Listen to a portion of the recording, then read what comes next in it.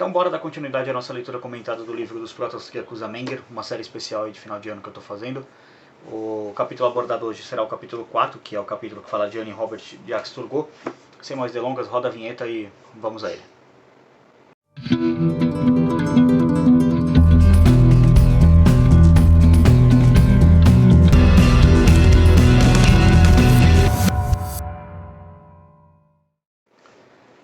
E aí pessoal, beleza?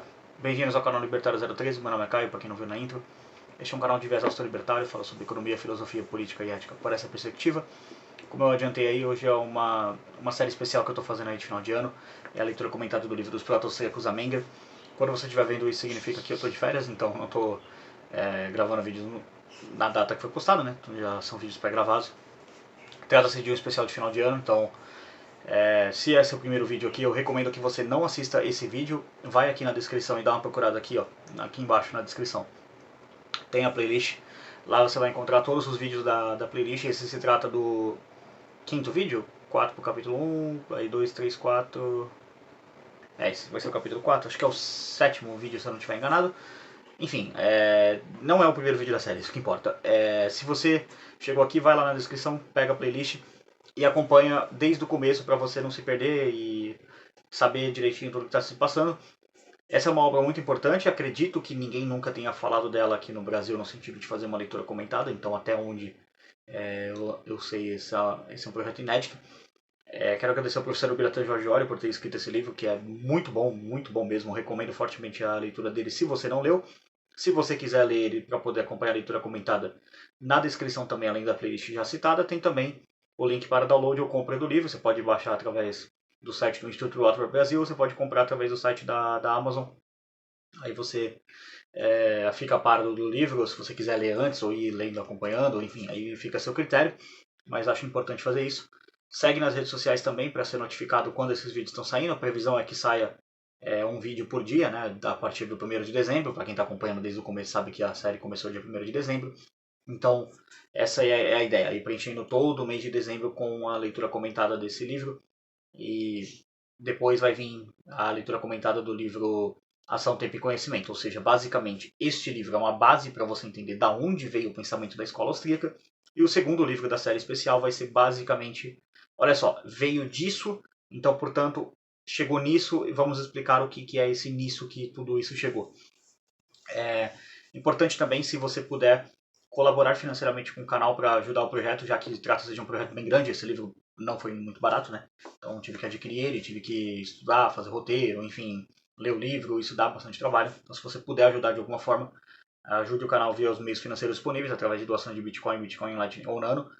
Ou você pode ajudar via Pix mesmo, manda um Pix para contato.libertario013@gmail.com. Qualquer valor é bem-vindo para ajudar. Mas, sem mais delongas, vamos entrar aí na leitura comentada. Bastante importante. Os capítulos aqui eles seguem um padrão, né? O professor Ubiratan Jorge Olho ele faz a introdução, depois ele coloca a biografia e aí ele começa a falar um pouco mais coisas específicas. Então, o primeiro tópico do capítulo, para quem estiver acompanhando junto, é página 195, tá? Trata-se da introdução do capítulo. Deixa eu voltar aqui que o livro avançou. Mas vamos lá. Tópico 1, introdução, página 195. Este capítulo busca retratar um pouco da obra de um grande proto-austríaco, Anne Robert de Axe-Turgot.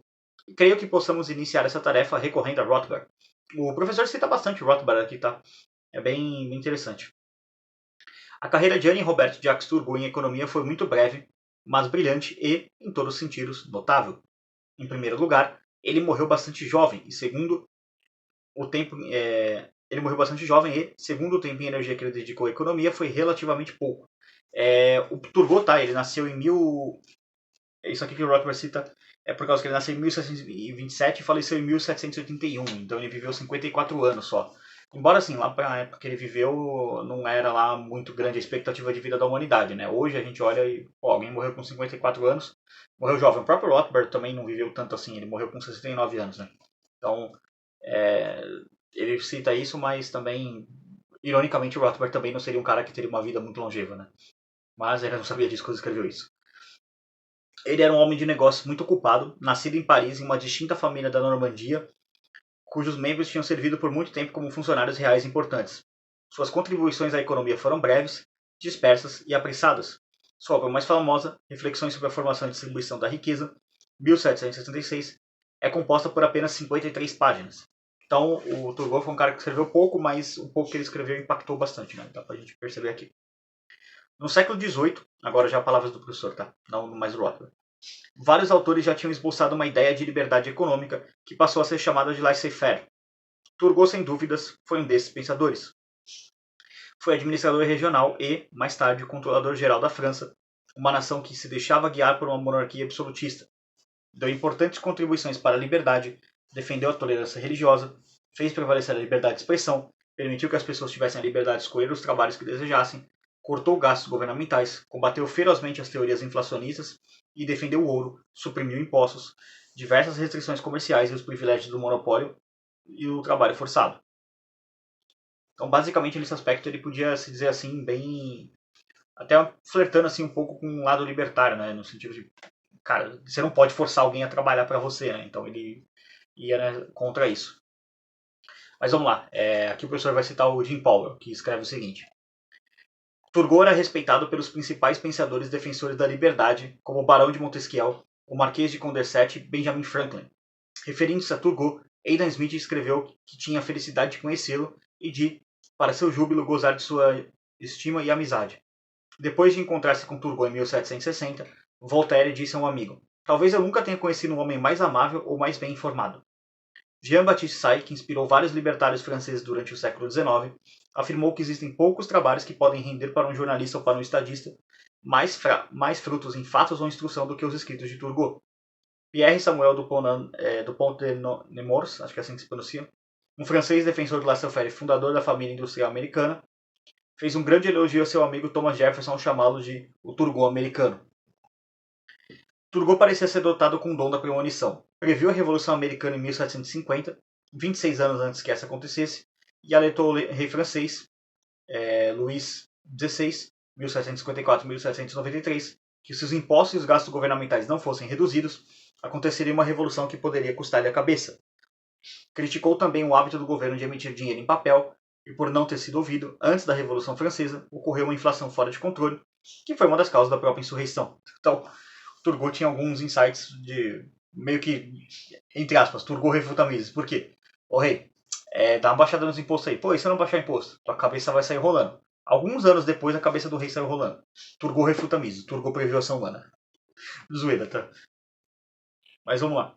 Enfatizou veementemente que a regulação mercantilista da indústria não era um simples erro intelectual, mas um verdadeiro sistema de cartelização coercitiva e de privilégios especiais conferidos pelo Estado.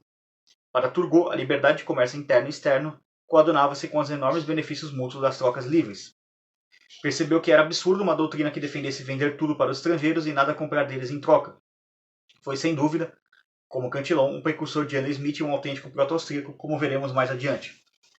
Isso aqui é muito louco, porque ainda tem gente defendendo o protecionismo, né, em 2023, né, quando isso está sendo gravado. Ainda tem gente incorrendo nesse erro de tipo, então a gente vai defender essa ideia de que não, a gente vai produzir tudo aqui nós mesmos, não vai ser produzido nada, vai ser comprado nada de fora. E se alguém tentar trazer coisa de fora, esse cara é um inimigo da nação. Então, portanto, a gente vai botar um imposto aqui absurdo para poder proteger a indústria nacional. Eu deixo aqui um exemplo que eu vi no YouTube uma vez. Eu não me lembro agora o nome do canal, tá, para dar os créditos para ele. Mas é um canal de um senhorzinho japonês, acho que o sobrenome era Kobori, alguma coisa assim. Eu realmente não lembro. Se você lembra do canal, cita aqui na descrição. Eu vou dar uma pesquisada, se eu achar, eu deixo até o vídeo original aqui na descrição. Mas era um caso bastante particular e diz muito sobre como funciona o Brasil, né? O vídeo em questão é uma reunião desse senhorzinho. Ele fala assim, senhorzinho, que ele deve ter uns 50, 55 anos. E ele vai no Congresso Brasileiro. Ele é um praticante de golfe, tá? Esse senhor, ele joga golfe. E ele faz uma defesa da liberdade do mercado de golfe no Brasil, para que sejam abolidos os impostos protecionistas no Brasil em relação à questão da indústria do golfe. E o argumento dele é um argumento lógico, mas que explica muito o que é o Brasil. Pelo menos até a data daquele vídeo, tá? Eu não sei se isso mudou, mas na data da gravação daquele vídeo, que deve ser por volta de 2019, 2018, alguma coisa assim, não havia uma única indústria no Brasil que produzisse insumos para golfe. Tipo aquele... Eu não sei como chama no jogo golfe, mas aquele trequinho que você espeta no gramado para pôr a bolinha em cima, não tinha bolinha, não tinha produção de carrinhos de golfe, por exemplo, pneu para carrinho de golfe, motor para carrinho de golfe, ou seja, qualquer coisa que envolvesse produzir um carrinho de golfe. Até mesmo roupas para golfe não eram produzidas no Brasil, tacos, nem nada do tipo. Então tudo que envolvia a prática de golfe no Brasil, pelo menos naquela época, não sei como está hoje, era trazido de fora do Brasil. E haviam impostos que os jogadores de golfe pagavam para exportar esses itens para proteger a indústria nacional do golfe. Mas aí que está a surpresa. Não há uma indústria nacional do golfe, pelo menos na época, não sei hoje. Não tem uma empresa brasileira que produz o trequinho lá para pôr na bolinha, para produzir a bolinha, produzir o pneu do carro de golfe, produzir o carro de golfe em si. Simplesmente não há. Mas no Brasil já havia o imposto protecionista para proteger uma indústria que sequer existia. Então, Turgot, provavelmente, se tivesse vivo nessa época no Brasil, estaria lá com esse senhorzinho defendendo e contra isso, mas você vê que algumas ideias elas são tão idiotas que elas resistem ao sabor do tempo, né? A gente bate, refuta, vem um cara como Turgot lá no século XVIII, na França, fala, não, cara, isso tá errado, escreve contra isso, e as pessoas continuam defendendo, esse mesmo erro continua sendo cometido. Mas eu acredito que eventualmente a gente vença em alguma hora, né? Quase 300 anos aí, mas vai chegar, a gente vai ganhar. Nossas ideias estão certas. Mas acho que valia esse acréscimo aí. E de novo, se você sabe qual que é o vídeo, deixa aqui no comentário, marca o tempo do vídeo. Mas eu vou pesquisar, vou ver se eu acho aqui na internet aí, vou deixar na descrição. Mas eu acho que era Kobori o nome do senhorzinho. Ele até faz um vídeo com uma biblioteca de fundo e ele tem uma ação humana no fundo, assim, você tipo, nota mais ou menos, acho que tá aqui do lado dele.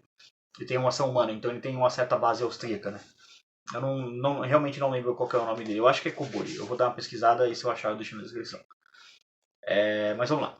2. Biografia de Turgot. Vamos ao segundo tópico, né? Como relata Jim Power, o professor citando ele de novo, o professor Bertrand Georgiori, tá, o autor do livro. Turgot nasceu em Paris em 10 de maio de 1727. Era o terceiro e mais jovem filho de Michel Tien Turgot e Madeleine Françoise Martineau. Martineau, sei lá. Não sei falar muito bem francês. Seu pai era um funcionário público que ajudou a construir o sistema de esgoto de Paris. Frequentou o colégio do Plessis, onde descobriu as teorias do físico inglês Isaac Newton.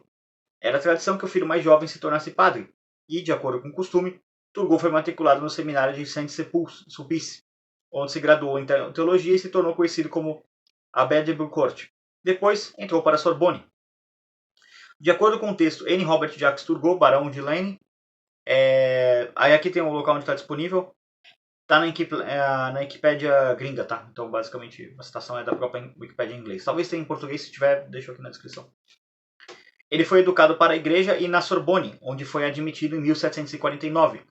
Escreveu 2 notas latinas notáveis sobre os benefícios que a religião cristã conferia à humanidade e sobre o progresso histórico da mente humana.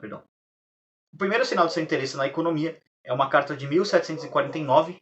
Então, 1749, isso são 49, 51, 81. 32 anos antes dele falecer. Então ainda teve um tempo para ele poder se interessar mais tempo em economia, né? Sobre o papel moeda, refutando a defesa do sistema de John Law e do abade de Ian Terrelson, 1670 a 1750. Ele gostava de verso e tentou introduzir no francês as regras da prosódia latina. Sua tradução do 4º livro da Eneida em hexâmetros clássicos suscitou a Voltaire, em 1694 e 1778, o comentário de que tinha sido a única tradução em prosa que ele havia encontrado entusiasmo. Bom, eu não sei o que isso significa porque eu não conheço esse estilo literário, então eu só me reservo a comentar que eu sou ignorante em relação a isso. Então, né? Decidiu-se por não receber as ordens sacras, dando como razão que não podia suportar usar uma máscara durante toda a vida. Como bem relata Ben Powell, Turgot aprendeu inglês, alemão, grego, hebreu, italiano e latim, e traduziu para o francês as obras de Júlio César, de Homero, de Horácio, de Ovídio, de Sêneca, Virgílio e outros autores clássicos, bem como os escritos dos autores britânicos do século XVIII, como Joseph Addison, Samuel Johnson e Alexander Pope. Também traduziu o ensaio de David Hume, On the Jealousy of Trade, sobre o ciúme no comércio. Então, o cara era bastante notável, assim, em termos de habilidade linguística, né? Porque inglês, alemão, 2. Grego, hebreu, italiano, latim e francês. Então ele falava 7 idiomas. O francês sendo um idioma nativo, ele aprendeu mais 6, o que é, uau, bastante coisa. Para alguns pensadores, a primeira manifestação científica completa da ideia de progresso é a de Turgot, expressa em sua Philosophical Review of the Successive Advances of the Human Mind, que seria uma análise filosófica dos sucessivos avanços na mente humana.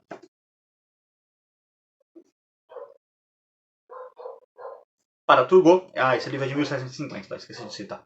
Para Turgot, o progresso abrange não apenas as artes e ciências, mas em sua base toda a cultura, usos, costumes, tradições, instituições, códigos legais, economia e sociedade.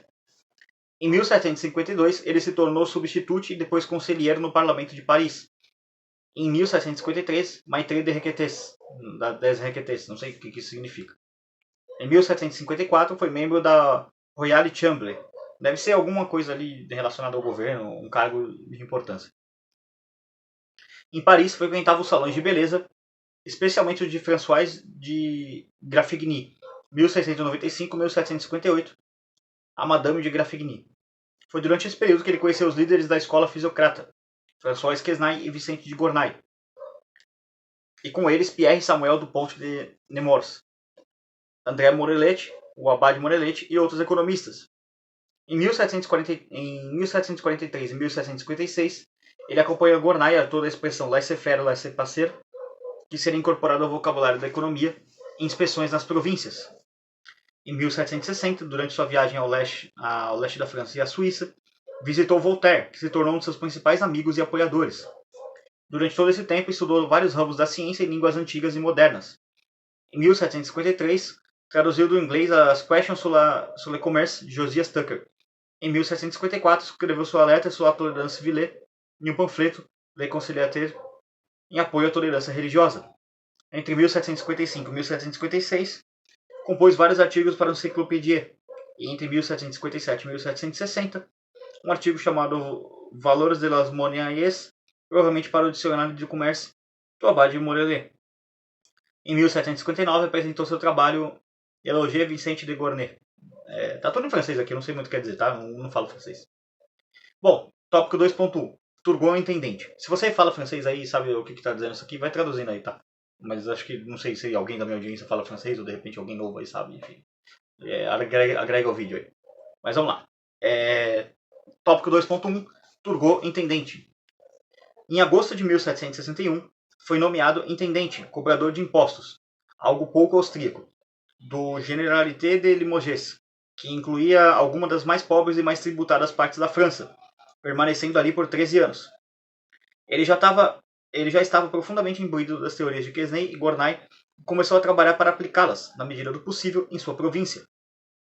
Seu primeiro plano era continuar o trabalho, já iniciado por seu antecessor Tourny, de fazer um novo levantamento de terreno, cadastro, a fim de chegar a uma avaliação mais justa do tamanho das propriedades e também obter uma grande redução da contribuição, entre aspas, o roubo, da província.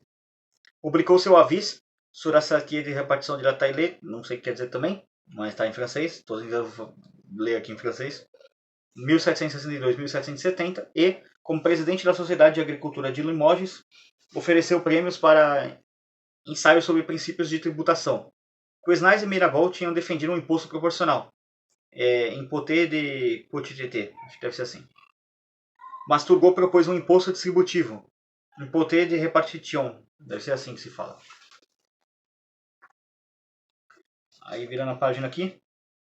Outra medida foi a reforma e construção de estradas a serem entregues por empresas contratantes, o que significa que Turgot deixou sua província com um bom sistema de rodovias, com distribuição mais justa dos custos de sua construção. Basicamente, o Turgot privatizou as estradas. Uau! Ou pelo menos a construção delas. Em 1769, ele escreveu a sua Mémoire sur la prestation à intérêt, não sei também o que significa, por ocasião de uma crise financeira em Angoulême, obra em que analisa pela primeira vez, cientificamente, e não apenas do ponto de vista eclesiástico, a questão de emprestar dinheiros a juros. A opinião de Turgot era que deveria existir um compromisso a ser alcançado entre os dois métodos. Entre outras obras escritas durante a intendência de Turgot foram os Mémoires sur la mine et carrière e Mémoires sur la France, sur la Marquise des Fers, não sei também o que significa, em que protestava contra a regulação e a interferência estatal e defendia a livre competição. Dá pra entender, deve ser algum bagulho de mineração, alguma coisa assim. Então ele tá tretando com o governo por causa disso. Ao mesmo tempo, fez muito para incentivar a agricultura e as indústrias locais, como a da fabricação de porcelana, de Limoges. Durante a fome de 1770 a 1771, ele atribuiu aos proprietários de terras a obrigação de aliviar os pobres, e, especialmente, os seus dependentes, e organizou em todas as províncias ateliês e casas de caridade para oferecer trabalho para sãos e alívio para os enfermos, enquanto concomitantemente condenava a caridade indiscriminada. Turgot, sempre que possível, designava padres para serem os agentes de suas instituições de caridade e reformas. Foi em 1770 que ele escreveu sua famosa Lettres sobre a liberté de commerce des grains. Aqui deve ser cartas sobre o comércio de grão, algum bagulho assim. Aqui tá meio fácil, tá parecido. Dirigidas a e Joseph... Peraí, me perdi. Dirigidas a e Joseph Marie Terray, 1715-1768, o abade Terray, o controlador-geral. 3 dessas cartas desapareceram, tendo sido enviadas para Luís XVI por Turgot em data posterior, e nunca foram recuperadas, mas aqui restaram demonstraram sua tese de que o livre comércio de grãos é do interesse do proprietário, agricultor e consumidor da mesma forma, e sua defesa da remoção de todas as restrições ao livre mercado.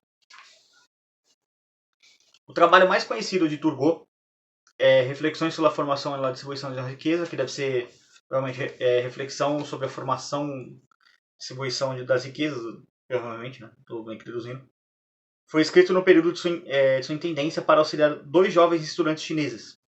Escrito em 1766, apareceu na revista de Dupont de Normand, o Almanaque do Cidadão, em 1769 e 1770, e foi publicado separadamente em 1776. Então ele é o cara que está escrevendo antes da Revolução Francesa, tá? Então está meio que no contexto ali para entender da onde que ele está. A Revolução Francesa, para quem não sabe, 1789. Dupont de Nemours fez várias alterações no texto a fim de torná-lo mais conforme às doutrinas de Quesnay, o que levou a uma amizade entre ele e Turgot. Nas reflexões, traçando a origem do comércio, Turgot desenvolve a teoria de Quesnay de que a terra é a única fonte de riqueza e de que a sociedade se divide em 3 classes: a produtiva ou agrícola, os assalariados, a classe estipendice ou a classe de artesãos, na verdade, e a classe de proprietários de terra, classe disponível, acho que é assim que se fala. Depois de discutir a evolução dos diferentes sistemas de cultivo, a natureza das trocas, escambo, dinheiro e as funções do capital, ele expõe a teoria do imposto único, impoté unique, ou seja, que somente o produto líquido da terra deve ser taxado. Além disso, ele defende a completa liberdade de mercado no comércio e na indústria. Então, assim, ele é um filho do seu tempo, né? Não é um libertário, né? Não dá para colocar ele totalmente nesse aspecto. Tipo, agora é um libertário? Não, ele defendia imposto ainda. Aqui, por exemplo, coloca, ele defendia um imposto único. Então, uma espécie de, sei lá, um IVA, alguma coisa nessa linha, se fosse trazer para um viés mais moderno hoje. Mas ainda assim, comparado a muitos caras da época dele, muita gente defendia coisa pior, né? Então, nesse aspecto, ele está mais alinhado com os liberais austríacos, né? Vamos colocar assim. A galera que não é libertária da escola austríaca. Que os liberais austríacos eles são mais radicais que os outros liberais, tá? Tô deixando claro. Mas ainda assim, não são libertários. Então, né? Mas vamos lá. 2.2. Turgot, ministro de Luís XVI. Em 1774, Turgot foi nomeado ministro por Luís XVI, numa ação que foi recebida com entusiasmo pelos filósofos. Deve ser filósofos, né? Provavelmente. Um grupo de intelectuais do Iluminismo ou Idade da Razão, que se originou no século XVII e prosseguiu no século XVIII, que enfatizava a razão e o individualismo em detrimento da tradição. O objetivo daqueles pensadores era reformar a sociedade mediante o uso da razão, para desafiar ideias fundamentadas unicamente na tradição e fé e para buscar o conhecimento através do método científico, perdão, que está na outra página. O iluminismo, de forte matriz humanista, defendia que o pensamento racional começa com princípios claramente definidos, faz uso da lógica para chegar a conclusões testa essas conclusões frente às evidências e adota o procedimento de revisar os princípios dados pela razão à luz da evidência. Na França, o Iluminismo produziu a grande Encyclopédie, editada entre 1751 e 1772 por Denis Diderot, 1713 e 1734, e Jean Leron de D'Alembert, 1717 e 1783, com contribuições de centenas de intelectuais, especialmente Voltaire, Jean-Jacques Rousseau, 1712 e 1768, e Montesquieu, aquele lá que o Kim Kataguiri adora, 1639 e 1755. Mas, sinceramente, colocar o Jean-Jacques Rousseau como intelectual é um insulto aos intelectuais. O Jean-Jacques Rousseau é um dos maiores idiotas da história da humanidade, escreveu uma das maiores bullshits da história da humanidade, com aquele livro ridículo dele sobre governo, de que... Enfim, é as doideiras lá que ele escreveu. Meu Deus do céu, aquilo ali você lê chorando, rindo, porque você fala, meu, como alguém pode ser tão burro? Então chamar o Rousseau de intelectual é um insulto aos intelectuais. Isso aqui eu discordo. Foram vendidos cerca de 25 mil exemplares da Enciclopédie, com 35 mil volumes, metade deles fora da França. Essas novas ordenações intelectuais se espalharam para os centros urbanos em toda a Europa, especialmente Inglaterra, Escócia, os Estados Alemães, Holanda, Polônia, Rússia, Itália, Áustria e Espanha. E também na América através das obras de Benjamin Franklin, 1706-1790, e Thomas Jefferson, 1743-1826, entre outros, desempenhando um papel importante na Revolução Americana. Os ideais políticos do Iluminismo influenciaram a Declaração de Independência dos Estados Unidos, o Bill of Rights, a Declaração Francesa dos Direitos do Homem e do Cidadão e a Constituição Polaco-Lituana de 3 de maio de 1791, conforme relata Robert R. Palmer, 1909-2002. Robert R. Palmer, a citação aqui é do livro A Era da Revolução Democrática, livro de 1964, não tem a página aqui da citação. Para Immanuel Kant, 1724-1804, o Iluminismo foi a idade final da humanidade, a emancipação da consciência humana, a partir de um estado imaturo da ignorância. O Kant era bastante iluminista, né? Então ele era bem entusiasta disso, né? Mas a gente sabe a merda que o Iluminismo deu, né? Acabou virando obscurantismo, na verdade, porque defende uma ideia bem idiota. Sua primeira medida como ministro foi apresentar ao rei uma declaração de princípios baseada na trilogia: sem falência, sem aumento da tributação, sem empréstimos. A intenção de Turgot, em face da péssima situação financeira da França, era impor parcimônia e responsabilidade fiscal e monetária em todos os segmentos do governo. Todas as despesas departamentais teriam de ser submetidas à sua aprovação. Muitas sinecuras foram suprimidas, com o devido ressarcimento a seus titulares, e o abuso de gasto foi combatido, enquanto Turgot apelou pessoalmente ao rei contra a doação generosa de empregos públicos e pensões. Estabeleceu ainda um orçamento regular e bem mais modesto. Tais medidas reduziram substancialmente o déficit e elevaram o crédito nacional, de tal forma que, em 1776, pouco antes de sua queda, ele foi capaz de negociar um empréstimo com alguns banqueiros holandeses a juros de 4% ao ano, mas o déficit ainda era tão grande que o impediu de realizar seu intento preferido: substituir a tributação indireta por um único imposto sobre a terra. Suprimiu, no entanto, uma série de funções menores e opôs-se, por razões de economia, à participação da França na Guerra Revolucionária Americana, embora não tenha obtido sucesso. Ao mesmo tempo, começou a trabalhar para estabelecer um livre comércio de grãos, mas seu decreto, assinado em 13 de setembro de 1774, encontrou forte oposição mesmo no Conselho do Roy, não sei o que significa. No preâmbulo, ele estabeleceu as doutrinas que o decreto se baseou, recebendo os elogios dos filósofos e o ridículo de seus juízes. E Turgot o reescreveu 3 vezes a fim de torná-lo tão claro que qualquer juiz de aldeia poderia explicar isso para os camponeses. Turgot passou então a ser odiado por aqueles que tinham se interessado nas especulações com grãos sobre o regime de Abad Terai, entre os quais alguns príncipes. Além disso, o comércio das blés tinha sido um tema favorito nos salões de Paris nos anos anteriores, e Galliani, sempre espirituoso, adversário dos fisiocratas, também um proto-austríacos, tinha um grande número de seguidores. Esse Galliani, só para colocar uma questão aqui, é o Ferdinando Galliani, que viveu de 1728 a 1787. Ele será o assunto do próximo capítulo, tá? Só deixando um adiantamento aqui. Então, se você quer saber quem é o Galliani, se inscreve, segue o canal, enfim. Muito importante.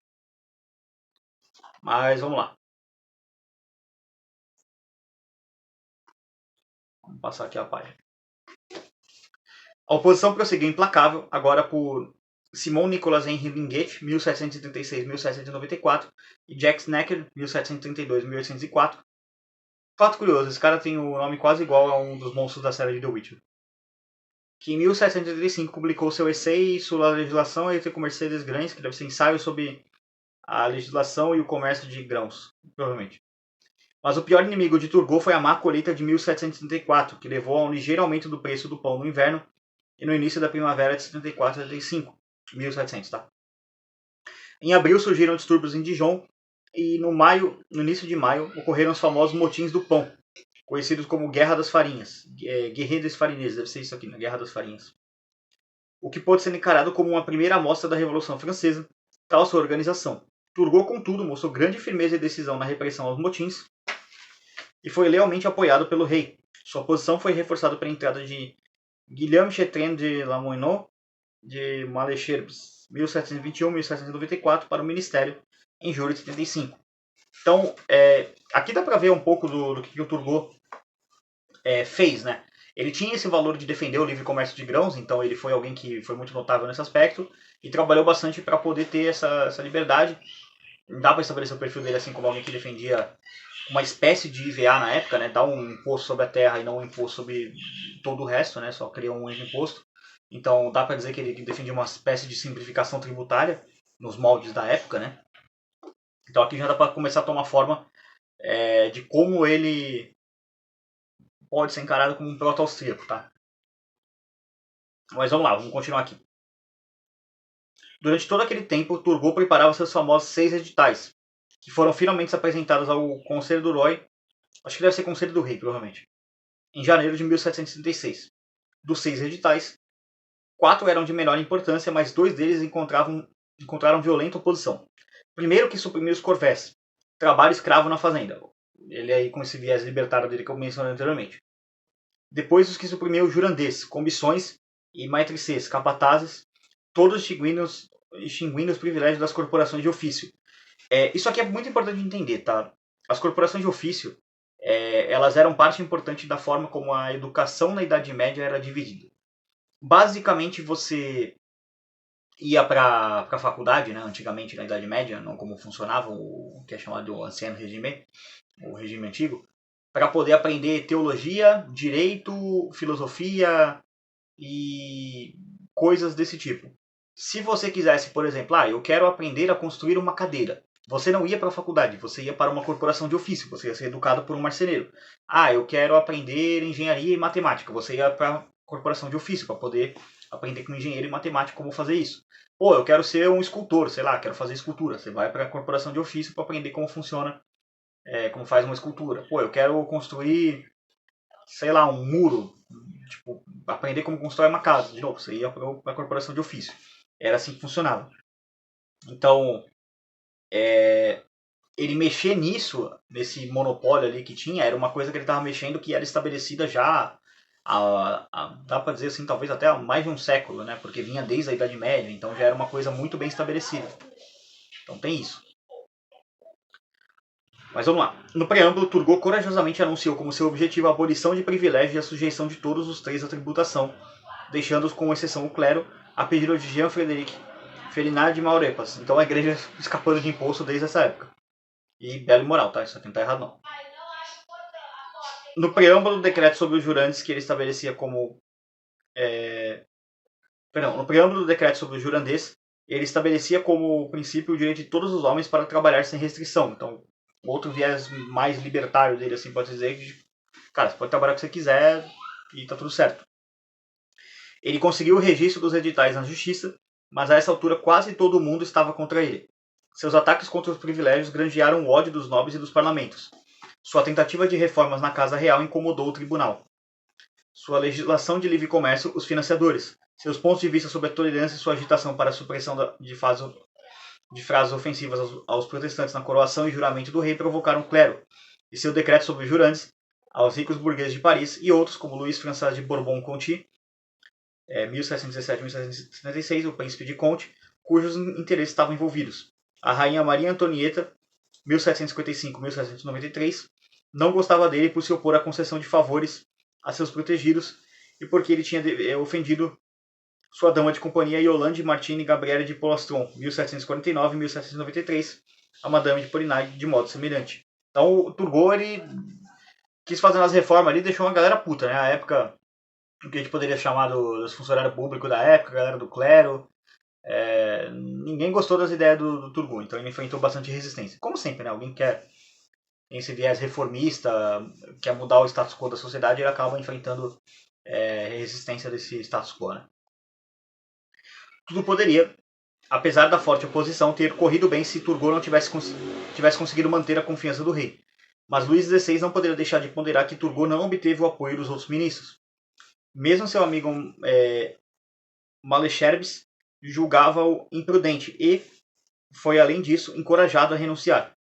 A alienação de Maurepas foi também aumentando, seja por conta do ciúme da ascendência de Turgot, seja por conta do ciúme da ascendência que Turgot havia adquirido sobre o rei, seja por causa da incompatibilidade com suas ideias. Ele já estava inclinado a tomar partido contra Turgot, e a reconciliação entre ele e a rainha, que aconteceu nessa época, significava que ele seria, doravante, um instrumento da camarilla Polignac do partido Choiseul. Sobre esse tempo também apareceu um panfleto, Leçons de M. Maurepas, atribuído ao conde de Provence, o futuro rei Luís XVIII, 1755-1824, com uma caricatura para desmoralizar Turgot. Ainda como ministro, entre 1764 e 1766, ele se opôs a que a França prestasse apoio financeiro para a Revolução Americana, pois, embora acreditasse em suas virtudes e em seu sucesso inevitável, sabia que a França não dispunha de recursos financeiros para tal. Então ele era um apoiador da Revolução Americana, mas como ministro ele falou, sou apoiador, mas não vamos tacar a carteira lá não, porque a gente não tem carteira para tacar lá em primeiro lugar, basicamente. A causa direta da queda de Turgot é incerta. Alguns mencionam cartas forjadas contendo ataques à rainha e mostradas ao rei como tendo sido escritas por Turgot.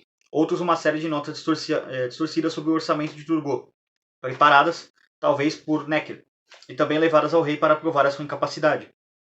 Outros ainda atribuem sua queda à rainha, e não há dúvida de que ela odiava Turgot e apoiou Charles Gravier, 1719-1787, o conde de Vergennes, exigindo sua substituição por Adrien Louis de Bonaires, 1765-1806, o conde de Guinness, embaixador em Londres, cuja causa Maria Antonieta tinha ardentemente defendido por instigação da camarilla de Choiseul. Então, várias intrigas políticas ali da corte, essas coisas, né? E ainda aos que acreditam sua queda, uma intriga de Maurepas.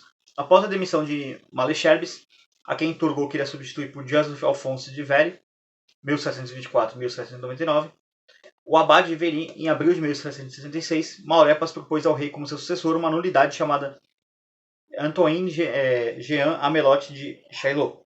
Turgot, sabendo disso, escreveu uma carta indignada ao rei, repreendendo-o por se recusar a vê-lo, em que apontou em termos firmes os perigos de um ministério fraco e um rei fraco, e queixou-se amargamente da indecisão e da sujeição de Maurepas às intrigas da corte. Então, basicamente, conspiraram para derrubar ele, né? Enfim, é o que fica bem claro aqui. O rei mostrou a carta a Maurepas, embora Turgot tivesse pedido confidencialidade, o que agravou a situação. Com todos esses inimigos, a queda de Turgot era certa, mas ele desejava permanecer no cargo por tempo suficiente para terminar seu projeto de reforma da Casa Real antes de se demitir. Entretanto, para sua decepção, não teve permissão para concluir seu trabalho. Em 12 de maio de 1766, foi intimado a pedir demissão. Logo em seguida, seguiu para La Roche-Guyon, o palácio de Louise Elisabeth Nicole de La Rochefoucauld, acho que é assim, a duquesa de Enville, retornando em breve a Paris, onde passou o resto de sua vida em estudos científicos e literários, sendo nomeado vice-presidente da Academia des Inscriptions et Belles Lettres, não sei também o que significa, em 1777. Turgot, como já deve ter ficado subentendido, tinha um caráter simples, honrado e reto, com paixão pela justiça e pela verdade. Eram idealistas, seus inimigos diriam doutrinário, e os termos direitos naturais e leis naturais frequentemente aparecem em seus escritos. Seus amigos falam de seu charme e alegria, mas entre estranhos ele era silencioso e reservado, o que levou seus inimigos a chamá-lo de desdenhoso.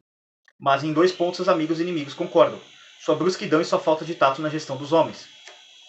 O historiador Auguste Oncken, 1844-1911, apontou com alguma razão o tom professoral e rude de suas cartas, inclusive as dirigidas ao rei. Aqui a citação é do August Oncken, e está em alemão, enfim, não sei, mas a citação está no livro de 1922, volume 2, capítulo 1. Então, seguindo aqui.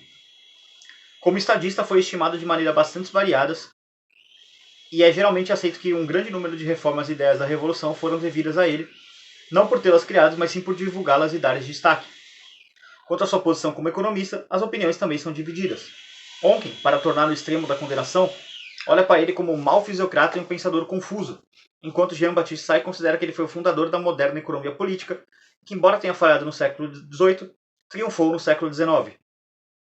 Como vemos, a austeridade fiscal e monetária, a liberdade econômica e a supressão do poder do Estado e dos que vivem às custas dos que pagam tributos, ideias representam o eixo de uma política econômica de sabor austríaco. Sempre encontraram forte oposição por parte dos que encrostam na pedra do poder. Assim foi com Turgot e continua sendo até hoje. Esse comentário final aqui do professor sobre isso é bastante feliz aqui na definição dele, porque como uma espécie de encerramento, né, do tópico, ele vai no cerne da questão. Pode ser século XVIII, século XIX, século XVII, século XV, século XX, XXI. Você começa a mexer nesse vespeiro que é vagabundice de funcionário público, cara, dá merda. A galera começa a ficar brava, começa a conspirar contra você e fala, não, o meu privilégio você não pode cortar, mas que absurdo, como assim você quer cortar o meu privilégio? Que coisa horrível, você quer tirar o meu direito adquirido? Hoje mesmo, na data que eu tô gravando esse vídeo, né, que é no dia 28, uma terça-feira, a galera lá do direito adquirido, lá da CPTM lá de São Paulo, tá fazendo greve. Então, é aquilo, é só... Você olha pro cotidiano, você começa a ver coisas assim nesse aspecto e você fala, cara, não tem como não pensar no Cazuza, sabe? Tipo aquela frase dele, né? Eu vejo o futuro repetir o passado num museu sem grandes novidades. É muito a situação que temos, né? Bom, então, bora lá pro tópico 3, né? O pensamento filosófico, político e econômico de Turgot. David Gordon apresenta um resumo bastante bem elaborado do pensamento de Turgot, destacando seus aspectos filosóficos, políticos e econômicos, com ênfase, evidentemente, na economia. Nota 81, David Gordon, a coleção de Turgot, escritos, discursos e cartas de Anne Robert Jacques Turgot, Barão de Leyne, enfim. Introdução de Murray Rothbard, Auburn Mises Institute, 2011. Então é um livro que foi publicado por esse economista. Em uma review filosófica uma revisão filosófica, né? Review é a palavra em inglês, né? Uma revisão filosófica dos avanços sucessivos da mente humana, Turgot apresenta um esboço do progresso da humanidade. Advoga que o fato de os seres humanos terem experiências semelhantes não implica que todas as nações sejam iguais, pois os indivíduos têm diferentes habilidades e capacidades, e os resultados do gênio individual trazem algumas culturas à tona. O crescimento do conhecimento é traçado com o destaque inicial na evolução da mente humana em Atenas. Turgot argumenta que aprendemos através dos sentidos, assim como Hume. Ele sustenta que o conhecimento dedutivo se limita a mostrar conexões entre ideias. Turgot argumenta que a linguagem é essencial para o conhecimento e adverte que as linguagens que se desenvolvem, primeiro podem tornar-se fixas e excessivamente elaboradas, e assim impedirem o conhecimento. Ele via a idade contemporânea como aquela em que o conhecimento se desenvolveu mais do que nunca. René Descartes, como pioneiro nesse crescimento recente, Isaac Newton e Gottfried Wilhelm Leibniz, acho que é assim que se pronuncia, 1646-1716, como os maiores pensadores modernos. Baseia em On the Universal Story, sobre a história universal, na verdade, que Turgot dá uma explicação mais aprofundada da evolução da civilização humana e do crescimento do conhecimento. Ele descreve o crescimento dos estados, em especial, desenhando um contraste entre o despotismo e as cidades, analisa o Império Otomano em profundidade, para em seguida voltar-se a uma análise do progresso intelectual. Ideias surgem a partir dos sentidos e os conceitos mais gerais surgem por abstração de informações sensoriais.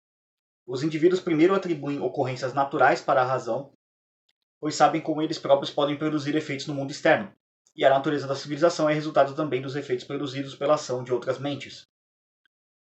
Mais tarde, as pessoas assumem que as abstrações que retiram dos sentidos são realmente essências com poderes causais. É só mais tarde que a verdadeira investigação científica começa, com base na investigação empírica. Para Gordon, o relato de Turgot destes estágios de crescimento intelectual prefigura a teoria de três estágios de Auguste Comte, o pai do positivismo, para quem não sabe. Um dos maiores desgraças que já aconteceram na humanidade. Ele viveu entre 1798 e 1857 e seria melhor se ele só não tivesse vivido, né? Em Some Social Question, então, algumas questões sociais, incluindo a educação dos jovens, carta para a já mencionada Madame de Graffigny, uma escritora de ficção popular, Turgot defende fortemente a desigualdade. Argumenta que os indivíduos têm diferentes habilidades que precisam desenvolvê-las a fim de alcançar o progresso econômico. Isso não pode ser feito a menos que as pessoas sejam livres para se envolver em negócios desiguais. Isso aqui é um ponto muito importante, tá? Essa questão da defesa da desigualdade. E aí as pessoas falam assim, mas você quer que as pessoas sejam pobres, então você não quer que elas tenham acesso às coisas? Não. Desigualdade é uma coisa diferente. Você, por exemplo, que está assistindo esse vídeo, talvez você seja uma pessoa que não tenha a menor ideia de como trabalhar com o YouTube, como gravar um vídeo, como editar, qual que é o melhor ângulo de câmera, não saiba fazer uma leitura comentada, talvez, mas você está aqui assistindo esse vídeo. E sei lá, de repente você pode trabalhar com, sei lá, construção de prédios, um exemplo, você é um engenheiro civil. E, cara, eu não faço a menor ideia de como constrói um prédio. E mesmo assim, dois indivíduos com uma grande desigualdade em conhecimento ainda estão cooperando, basicamente, nessa parte. Então, é uma coisa importante para se entender. Então, o Turgot fazer esse argumento em defesa da desigualdade é bastante importante de se entender esse ponto, porque, assim, todo mundo tem desigualdade em relação a qualquer outra pessoa. Sei lá, de repente alguém é um vendedor muito habilidoso, muito bom em vender coisas e, cara, eu sou bem... talvez, eu diria uma escala de 0 a 10, talvez eu tenha uma habilidade de venda nível 3, então... eu sou desigual, e aí, como é que vai fazer? Aí alguém fala assim, mas tem que ter igualdade entre as pessoas. Tá. Então o que você vai fazer? Você vai pegar um cara que é muito bom em venda e vai fazer ele ser pior em venda? Ou você vai, tipo, me ensinar a vender? Então, beleza, tá. Então agora o cara era, sei lá, numa escala de 0 a 10, ele era um 8 em venda e eu era um 3. Então agora eu sou um 8 também. Pô, legal, tamo igual. Mas vamos voltar lá pro exemplo que eu dei anteriormente. O cara é engenheiro, o cara é muito bom em fazer prédio, é um engenheiro muito reconhecido. 10 um engenheiro 10 de 10, vamos colocar assim. Beleza, então como é que vai fazer eu, que tipo, não tenho nenhum conhecimento em engenharia, aprender engenharia? Então vai ter que igualar as coisas. Então você percebe que meio que é impossível você fazer isso, porque se você quiser deixar todos os indivíduos em igualdade de conhecimento, você vai ter que fazer todo indivíduo saber fazer absolutamente tudo. E aí você vai ter basicamente um colapso da sociedade, porque você não tem como se especializar em tudo. É por isso que é muito mais prático, muito mais econômico, muito mais vantajoso as pessoas se separarem no que elas, como é que eu posso dizer, são melhores entre si. Então é por isso que você, sei lá, trabalha com qualquer coisa que você quiser trabalhar, enfim, que você seja bom em trabalhar, e você vai na padaria comprar pão, porque você não sabe produzir pão, então você compra pão do padeiro. E o padeiro não sabe fazer o que você faz, então por isso que ele te vende pão e compra as coisas do outro lugar. Então é assim que a sociedade funciona. O Turgot ter percebido isso no século 17, 18 ali, acho que é 18 que ele viveu, enfim. Eu sou péssimo para séculos, vocês sabem disso. Quem já é velho de guerra do canal sabe. Mostra que o cara era bastante inteligente, assim, né? E assim, é uma coisa básica, sim, é uma coisa básica, mas que seja, século 17, 18, 200, 300 anos depois, ainda tem idiota que não entende isso. E geralmente esses idiotas são chamados de comunistas, então, né, enfim, ou socialistas de maneira geral. Então, Turgot entendendo uma coisa muito importante. Mas vamos lá. Vamos seguir aqui. Sendo assim, a igualdade de resultados é um inimigo da liberdade e do progresso econômico. Uma frase muito cirúrgica do Turgot. Em nossos esforços para melhorar a natureza, no entanto, não devemos ignorar as lições que podemos aprender com a mesma natureza. Turgot afirma que o casamento deve ser fundado na afeição natural e não em arranjos por famílias motivados por considerações de condição social e financeira. As crianças precisam ser incentivadas a serem virtuosas e não devem ser constantemente vigiadas e reprimidas. Outra coisa muito boa do Turgot. A educação deve levar as crianças a serem virtuosas e evitar o acúmulo de conhecimento inútil. Deixa nos comentários, você aí que tem, sei lá, tem mais ou menos a minha idade ali, 30 anos, 32, 33, ser inscrito do canal que estiver assistindo, marca esse tempo do vídeo e me diz se alguma vez na sua vida você usou a reprodução de mitocôndrias que você deve ter aprendido no terceiro ano do ensino médio, segundo ano do ensino médio, alguma merda desses anos do ensino médio você jogou no lixo da sua vida, para alguma coisa de útil na sua vida. que você aprendeu nas aulas de biologia. Deixa nos comentários aí se você aprendeu. Tá aí a caixa dos comentários, marca esse tempo do vídeo pra saber. Eu me surpreenderia honestamente se alguém comentasse que sim, eu usei pra tal coisa. Eu espero massivamente respostas não. Então, Turgot estava certo de novo. Turgot mantinha correspondência com muitos dos principais pensadores do Iluminismo, incluindo Voltaire, Marie-Jeanne Antoine Nicolas de Caritat, não sei se estou falando certo, 1743-1794, o Marquês de Condorcet, David Hume, Mademoiselle Juliette de Lespinasse, deve ser mulher, né? Mademoiselle, uma forma de francês chamar mulher, 1732-1776. Nossa, esse povo vivia pouco, né? Tipo, 1743-1794, isso dá 44, 51 anos. Tá. 1732-1736, isso dá 44 anos, é isso? 32, 36, 44 anos, nossa. E o outro Richard Price aqui também, 1723-1791, você até que viveu um pouquinho mais, dá 68 anos, né? 68. Fazendo as contas mentalmente aqui. Então, a galera, realmente a expectativa de vida das pessoas aumentou bastante, né? A gente hoje normaliza alguém, tipo, morrer com 80 anos, 70 anos, né? Na época, tipo, cara, tinha gente que morreu com 40 anos. Era muito louco. E na Idade Média era ainda pior, as pessoas morreram com... A expectativa de vida era assim, se você chegasse nos 30 anos, já era considerado um senil. Então, tipo, eu já era idoso naquela época. Muito louco como a humanidade tá melhorando, né? Mas a galera sempre acha que vive na pior geração. Eu, particularmente, sou um pouco, né, nisso, no sentido de que, assim, eu realmente acredito que essa é a geração mais burra de todos os tempos. E, spoiler, a geração que tá vindo agora, ela é mais burra que essa atual. Então, calma, o pior tá por vir. E do ponto de memória, do Josiah Tucker também, outro cara que ele tocava correspondência, que ficou no meio aqui, que não tinha a idade dele. Não pretendemos nos alongar mais do que o razoável, porque nosso interesse é simplesmente dar uma ideia, o mais breve possível, embora com embasamento, de quem foi Turgot. Mas alguns comentários talvez sejam pertinentes. Em certa ocasião, Turgot participou de um jantar com o filósofo moral escocês Adam Smith em 1765, quando este visitou Paris. Depois forneceu livros a Smith enquanto ele trabalhava em seu A Riqueza das Nações. Então, de certa forma, tem o dedo do Turgot ali naquele livro.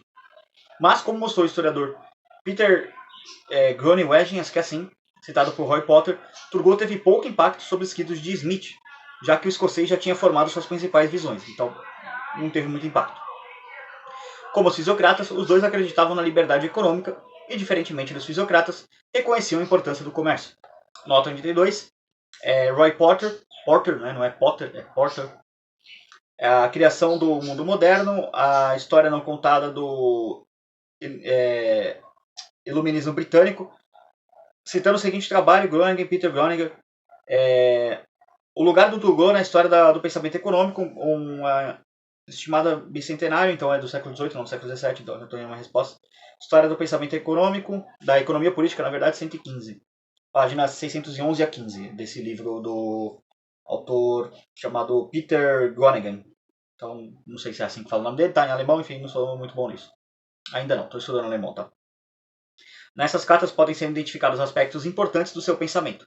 Por exemplo, ele condena fortemente o filósofo francês do utilitarismo Claude Adrien Helvétius, 1715-1731, porque reduz todos os motivos humanos para o interesse próprio. O que ele diria da Ayn Rand, então? É algo a se pensar. Para Turgot, ao contrário, os seres humanos exibem forte simpatia uns pelos outros. Sim, mas eles fazem isso por egoísmo. Talvez o Turgot tenha errado nisso e a Ayn Rand provou. Embora a moralidade ajude as pessoas a alcançar a felicidade, deve ser baseada na justiça e não uma concepção estreita de interesse próprio. Não, pelo contrário, realmente as pessoas agem por puro interesse próprio. Quando você pega, por exemplo, R$2 e você ajuda uma pessoa que pediu um dinheiro para você, você está economicamente mais pobre, mas você acaba tendo... E aí foi até uma questão que foi debatida muito no Twitter com o Henrido. Salve pro Henrido, gente boa pra caramba, muito bom. Brilhante economista, tá batendo tá tendo um debate bastante equilibrado com o cara lá da página do Estudos de Marx. É um debate que, ora o Henrido bate, ora o cara da página Estudos de Marx apanha, então, né, tá sendo uma verdadeira surra intelectual. E ele falou o conceito de lucro psíquico, e esse é um belo exemplo de lucro psíquico, que é quando você... Qual que é o conceito de lucro real? É tipo assim, você empreende fatores de produção e você sai com mais dinheiro do que quando você empreendeu esses fatores de produção. Pode ser para produzir pão, produzir caneta, produzir videogame, o que imagine qualquer fator de produção, qualquer produção que tenha aloca fator de produção, seja terra, capital e trabalho. E aí você sai com mais capital do que você tinha. Sei lá, você investiu 100 mil, você saiu com 200 mil. Foi muito bom, dobrou seu capital inicial. Beleza. Mas e quando você pega e você dá R$2 para um mendigo, por exemplo? Ou sei lá, você dá R$10 para um mendigo. Ou sei lá, o mendigo chega pra você e fala, pô, cara, eu preciso... Tô realmente com fome, preciso almoçar. E você, sei lá, dá R$50 para ele e fala, cara, toma, almoço pra você, ou janta também. Vai lá. Você tá mais pobre, certo? No ponto de vista econômico. Mas, na sua cabeça, você tem um lucro psíquico, que é quando você tem uma satisfação por um ato de caridade. Isso é um lucro psíquico. É basicamente isso. E o cara da página de estudos de Marx não soube refutar. E isso já refuta toda a tese da mais-valia. Enfim, é mais complexo que isso. Assistam o debate do... acompanhe o Henrido no YouTube.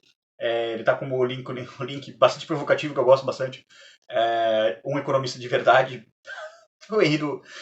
Ele banca o que ele fala, tá? Ele banca o que ele fala. E, cara, o Henrido é um cara gente boa pra caramba. Eu tive o prazer de conhecer ele lá no evento do Sementes da Liberdade, então fica um salve pra ele aí.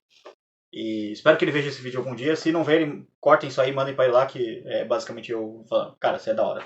Então, é isso. Mas vamos lá. Essa questão, então, fica provado aqui que, no caso, esse filósofo aqui, o tal do Claudio Adrien Helvetius, ele estava mais certo do que o Turgot nessa parte. E depois a Ayn Rand veio e refutou os dois, então tá tudo certo. Né? Vamos lá. Seguindo aqui, voltando ao Turgot. Turgot, em algumas dessas cartas, não deixou dúvidas sobre o conteúdo da moral fundada sobre essa base, que exige direitos iguais para todos. Ele adverte contra o erro de confundir essa concepção com a regra da maioria, que pode, em sua opinião, levar a uma destruição da liberdade e, pior, porque é menos facilmente alterável, ao despotismo. Olha o Turgot sendo antidemocrático aí. Porque hoje a gente vive exatamente na regra da maioria, que eu diria que é a ditadura da maioria. Um bando de idiotas decidiu que o Lula tem que ser presidente, então, portanto, agora o Lula é presidente. E ele tá ferrando a gente. E na semana que eu tô gravando isso, é a semana que ele indicou o chupeta de baleia lá pro STF. E vai o chupeta de baleia pro STF. Porque se você tem alguma dúvida que aquela bosta daquele Senado vai passar o chupeta de baleia, você não entendeu o que é o Bostil ainda. Então, enfim. Vamos lá. Foi um precursor do individualismo austríaco ao sustentar que um erro primordial no pensamento sobre a moralidade é supor que as nações têm interesse para além das pessoas que vivem nelas. Se considerarmos corretamente os interesses dos indivíduos, é claro que a liberdade absoluta de comércio e a rejeição à guerra são pré-condições necessárias. Turgot apoiou fortemente a independência de todas as colônias europeias e em uma das cartas a Richard Price, ele apresenta críticas e sugestões para a recém-independente nação dos Estados Unidos. De novo, Turgot estava vivo na época que os Estados Unidos basicamente se rebelou, e inclusive quando estava rolando a rebelião ele era ministro da Economia, como visto anteriormente no livro, né? Aqui nessa parte. David Gordon enumera ainda, no final do livro, no que chama de miscelânea, alguns dos outros escritos de Turgot. Grandes questões para ser discutidas filosoficamente, liberdade de pensamento, doutrinas políticas sujeitas à modificação, mera coragem física, certainly attainable in all sciences, certamente attainable seria conseguível, sei lá, talvez, não sei se tem essa palavra, em todas as ciências, estudo da linguagem na melhor lição em lógica, geografia e história, governo paternalista, intolerância clerical, acho que seria melhor traduzido como intolerância religiosa, igreja, Estado, a religião da humanidade, liberdade individual, livre comércio, a guerra americana, todas as colônias devem fazer ser dotadas de suas próprias leis, o futuro das colônias, um aviso para a Espanha, confiança no espírito público da América Britânica, reforma das dependências francesas, perhaps forever and no war being now avoided, talvez e para sempre guerra sendo agora sendo evitada, então tipo basicamente ele fazendo um manifesto contra a guerra, né, uma espécie de escrito contra a guerra. Fiz traduções livres aqui, talvez eu tenha errado uma coisa ou outra aqui, porque pode ser que o contexto seja, mas enfim, uma tradução rápida dos livros estavam em inglês, né. Um conhecimento e abrangência enciclopédicos, como aliás não era incomum naqueles tempos aos que se interessavam pela economia. Com relação a essa ciência, vamos lá, virando a página aqui, calma aí que eu virei página demais, que é a que mais nos interessa no que diz respeito a Turgot, vale a pena estendermos mais um pouco. Eita, ficou difícil aqui. Em Reflexões sobre a Formação e Distribuição da Riqueza, Turgot primeiro explica a necessidade da divisão do trabalho, argumentando que se todos tivessem de produzir tudo o que precisa a partir de uma distribuição igualitária dos recursos naturais, quase ninguém seria capaz de garantir suas necessidades. Ótimo ponto do Turgot, volta ao que eu estava falando lá sobre a questão da desigualdade. Então, se ele entendeu a questão da desigualdade, ele deu um salto correto, um salto lógico correto, que é tipo, se todo mundo é desigual, então todo mundo não consegue produzir tudo. Se todo mundo não consegue produzir tudo, então as pessoas precisam descentralizar a produção e trocar entre si, portanto, o livre comércio. Então, é um argumento lógico. Turgot naturalmente teria essa conclusão a partir da premissa que ele estabeleceu, porque a premissa estava certa. A divisão do trabalho produz desigualdade e este é um preço necessário do progresso. No desenvolvimento da divisão do trabalho e com o mercado em expansão, o dinheiro é essencial. Como as trocas proliferam, um preço comum para um bem em troca de outro bem particular vai sempre ser estabelecido. Quanto cada bem tem um preço em termos de algum outro bem, podemos estender esse fato para estabelecer o preço de qualquer bem em termos de qualquer outro bem. Com efeito, para Turgot, cada bem funciona como dinheiro. No entanto, na prática, é necessário ter um ou dois produtos utilizados como tal, e o ouro e a prata foram quase que universalmente adotados para essa função. Turgot, em seus primeiros escritos, expõe o ponto de vista fisiocrata padrão, de que a terra e a atividade agrícola são a única fonte de atividade produtiva, mas mais tarde enfatiza a importância da acumulação de dinheiro e capital, ao perceber que isso é essencial para o investimento em grande escala e para a economia prosperar. Sustentou ainda que o Estado não deve restringir as taxas de juros. A determinação das taxas de juros deve ser deixada para o mercado. Sem uma taxa de retorno adequada, a acumulação de capital não vai acontecer. Essa aqui é uma citação do Turgot, tá? Em carta para Jean-Baptiste Maria Champion de Cissé, 1725-1805, o abade Cissé e futuro bispo de Alcherre, em que cita a substituição de moeda por papel, carta sobre o papel moeda, Turgot responde a uma defesa do argumento de John Law de que isso é certo. Virou aqui. Responde uma defesa do argumento de John Law de que é certo para o Estado se endividar, porque muitas vezes as despesas dos comerciantes excedem seu capital. Turgot responde que os comerciantes ganham lucros às custas do próprio esforço e que a partir desse lucro eles são capazes de pagar sua dívida. Então Turgot estava entendendo a natureza de como o mercado e como o Estado funciona. O Estado não tem incentivo para pagar suas dívidas, o comerciante tem porque senão ele vai à falência. O Estado, por outro lado, não se envolve em atividades produtivas e sua dívida é um dreno dos recursos da população. Exatamente. Reforça seu argumento observando que, quando o Estado contrai dívidas, muitas vezes isso vai fazê-lo emitir papel moeda que tal prática não serve para nada de bom. Antecipou o que Mises escreveria no século XX, enfatizando que qualquer quantidade de ouro ou prata é adequada para todas as transações na economia, porque os preços se ajustam de acordo com o valor total da mercadoria moeda. Ou seja, você pode ter 1 tonelada de ouro circulando ou você pode ter 1 grama de ouro circulando.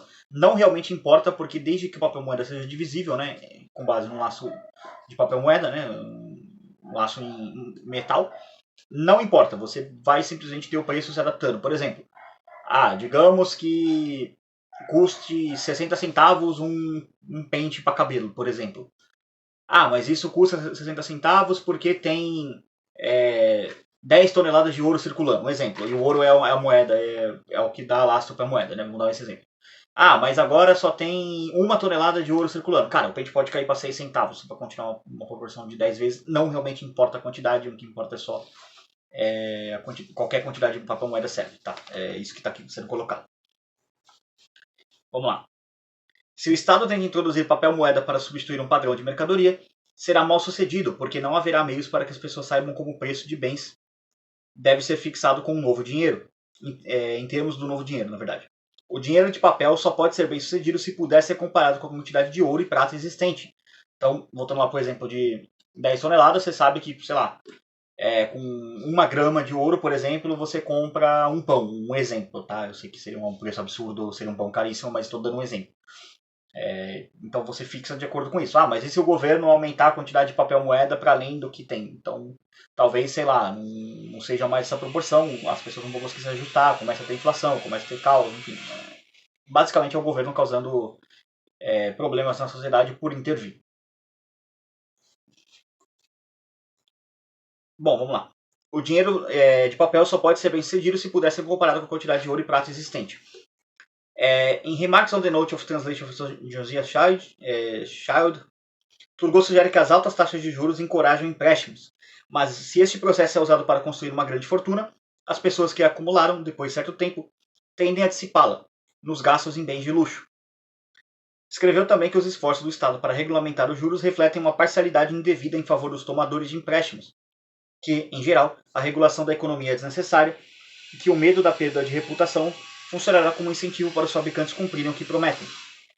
Observou ainda que grandes quantidades de gastos militares pelo Estado são indesejáveis e, ao argumento de que pequenos estados como Gênova e Veneza precisam arcar com gastos militares pesados para se defenderem, sua resposta é que tais despesas não seriam suficientes para impedir a invasão de um estado mais poderoso. Estes gastos seriam, portanto, inúteis. Então aqui essa parte que ele fala sobre, principalmente aqui, funcionará como incentivo para os fabricantes cumprirem o que prometem. Muitas das críticas, às vezes, que a gente recebe como libertário é tipo, mas e se a gente privatizar os rios? Aí alguém vem com um argumento dizendo, não, mas aí vai ter um cara que ele vai envenenar os rios de propósito. Porque o rio é dele, então ele pode envenenar o rio porque ele quer, porque ele é retardado, sabe? A pessoa não percebe que ela está defendendo um retardo mental, basicamente. Talvez alguém replicando o dela mesmo. E assim, imagina o seguinte, você pode comprar o produto de uma empresa A e empresa B, para não citar o nome de empresa, senão os caras podem processar. A empresa A, ela simplesmente achou uma boa ideia, assim, falou, foda-se, eu vou poluir rio mesmo, eu tô nem aí, o rio é meu, eu vou poluir, tô nem aí, tô cagando pra isso. E a empresa B, ela simplesmente se preocupa com a poluição que ela gera, cuida da natureza, é mais engajada nisso, toma cuidado para não poluir, quando polui vai lá e fala, gente, ó, poluir foi mal, errei, fui moleque, tô arrumando aqui, vou resolver o problema, tá tudo certo. E aí? Qual empresa que você compraria os serviços? Se você tivesse que escolher entre um e outro. Empresa A, empresa B? Cara, a empresa A você tá agindo imoralmente, tá poluindo as coisas. A empresa B não, ela tá preocupada com poluição. Então, se você quiser apoiar isso, você escolhe. E reputação é uma coisa importante. Lembra um tempo atrás, isso aqui já faz um tempo, tá? Que teve um caso de que um cachorro parece que foi agredido dentro do Carrefour, não lembro exatamente o caso. E as pessoas começaram a fazer um boicote ao Carrefour por causa da agressão ao cachorro.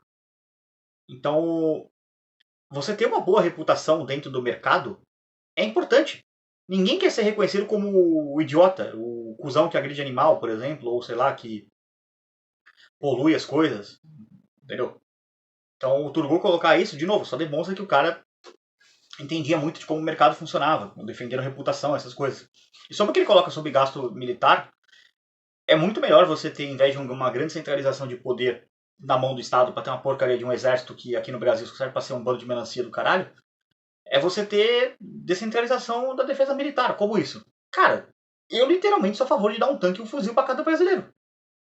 E treinamento militar para que eles saibam pilotar um tanque e atirar com um fuzil. Mas e se algum exército estrangeiro vier invadir, não sei o que? Cara, cada brasileiro vai ter um tanque e um fuzil. Boa sorte. E treinamento para utilizá-lo. Então, a hora que o inimigo vier invadir aqui, sei lá, o inimigo decidiu invadir São Vicente, a cidade da onde eu sou. Beleza, cada vicentino cada caiçara aqui, mano, tem um tanque e um fuzil. Boa sorte. Vai morrer gente? Vai morrer gente, óbvio, guerra sempre morre gente. Mas te garanto que é muito mais eficiente uma defesa local que conhece as particularidades da cidade, essas coisas, do que um bando de burocrata de Brasília que nunca veio na cidade planejando defender a cidade. Centraliza o poder. Então isso aqui é uma resposta para que ele fala, mas o Estado pequeno sempre vai perder pro grandão. Nem sempre. Ele vai perder se ele tiver uma centralização do poder. Se ele tiver uma descentralização do poder, e principalmente um armamento pesado para a população, eu não estou falando de pistolinha, de 38, não. Estou defendendo armamento pesado mesmo. No mínimo fuzil e tanque para cada um. Então, não vai dar certo, né? E fora que assim, guerra é caro, né? Principalmente para quem está atacando, guerra é caro. A guerra de defesa ela tende a ser mais barata, principalmente se ela for descentralizada. Mas vamos lá. Em Justiça e Mercados, ele considera os princípios econômicos que estão por trás das grandes feiras comuns na Europa desde tempos anteriores. Para que uma feira seja capaz de manter-se, os vendedores devem ser capazes de recuperar os custos de transporte para obter os seus produtos de venda. Da mesma forma, os compradores devem ponderar se a viagem vale a pena o suficiente para justificar sua ida para a feira. Essa feira aqui que ele está falando é basicamente, sabe a feira que tem provavelmente domingo em algum bairro perto de você? Então, é basicamente isso. Aquela feira livre, né? Feira de comércio. Essa tradição ela vem desde a Idade Média, tá? Então é uma coisa que tem bastante tempo. Uma vez que uma feira se estabelece, o fato de que um grande número de negócios pode ser feito torna-se auspicioso. Mais pessoas vão viajar para a feira e isso vai permitir que mais negócios sejam realizados. Acaba sendo aquela coisa, o pão francês, ele vende mais porque é quentinho ou é quentinho porque vende mais? Né? Acaba virando isso. Muitas feiras ganham notoriedade porque nelas predomina a ausência de regulamentações econômicas pesadas por parte do Estado. No caso contrário, os ganhos com a liberdade não compensariam as perdas causadas pela regulamentação desnecessárias. Já em Praise of Gournay, Turgot faz um relato da vida e dos pontos de vista de seu mentor, o Marquês de Gournay, acho que é Gournay, sei lá, não sei, que de início percebera que o comércio estava sobrecarregado por regulamentações desnecessárias. Sua indagação permanece até os dias atuais. Por que se deve assumir que o Estado precisa controlar o comércio de forma detalhada? Porque o Estado precisa controlar tudo, porque senão ele não consegue justificar a sua própria existência. E ele precisa, acima de controlar, ele precisa taxar tudo. E é só você ver aí a sanha taxativa. De novo, na semana que eu estou gravando isso, o ministro, acho que é da indústria, enfim, o Picolé Chuchu lá, que também é o vice-presidente, quem liga para aquele idiota, ele falou que vai meter imposto assim em coisa de menos de $50 que foi importado. Então, antes era só as coisas de mais de $50, agora é coisa de menos de $50. Então, faz o L aí. Quando seu interesse coincide com o interesse geral, ele deve ser autorizado a persegui-lo sem restrição. Mas isso levanta a questão de qual é o interesse geral. Como Gournay vê as coisas, tal interesse consistia nos interesses dos indivíduos voluntariamente engajarem-se em trocas para melhor alcançarem suas preferências.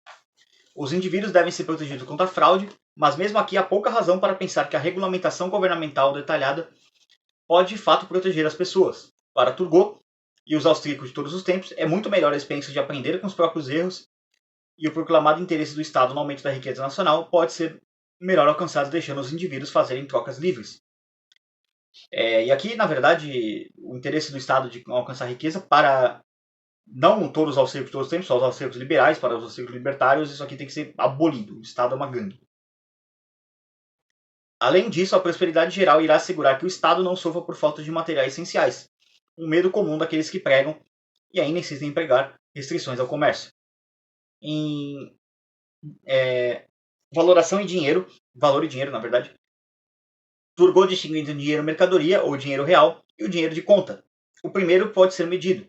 Nos países europeus, a moeda mercadoria consiste em ouro e prata, de modo que os montantes de diferentes países poderiam ser comparados diretamente um com o outro como unidades de peso.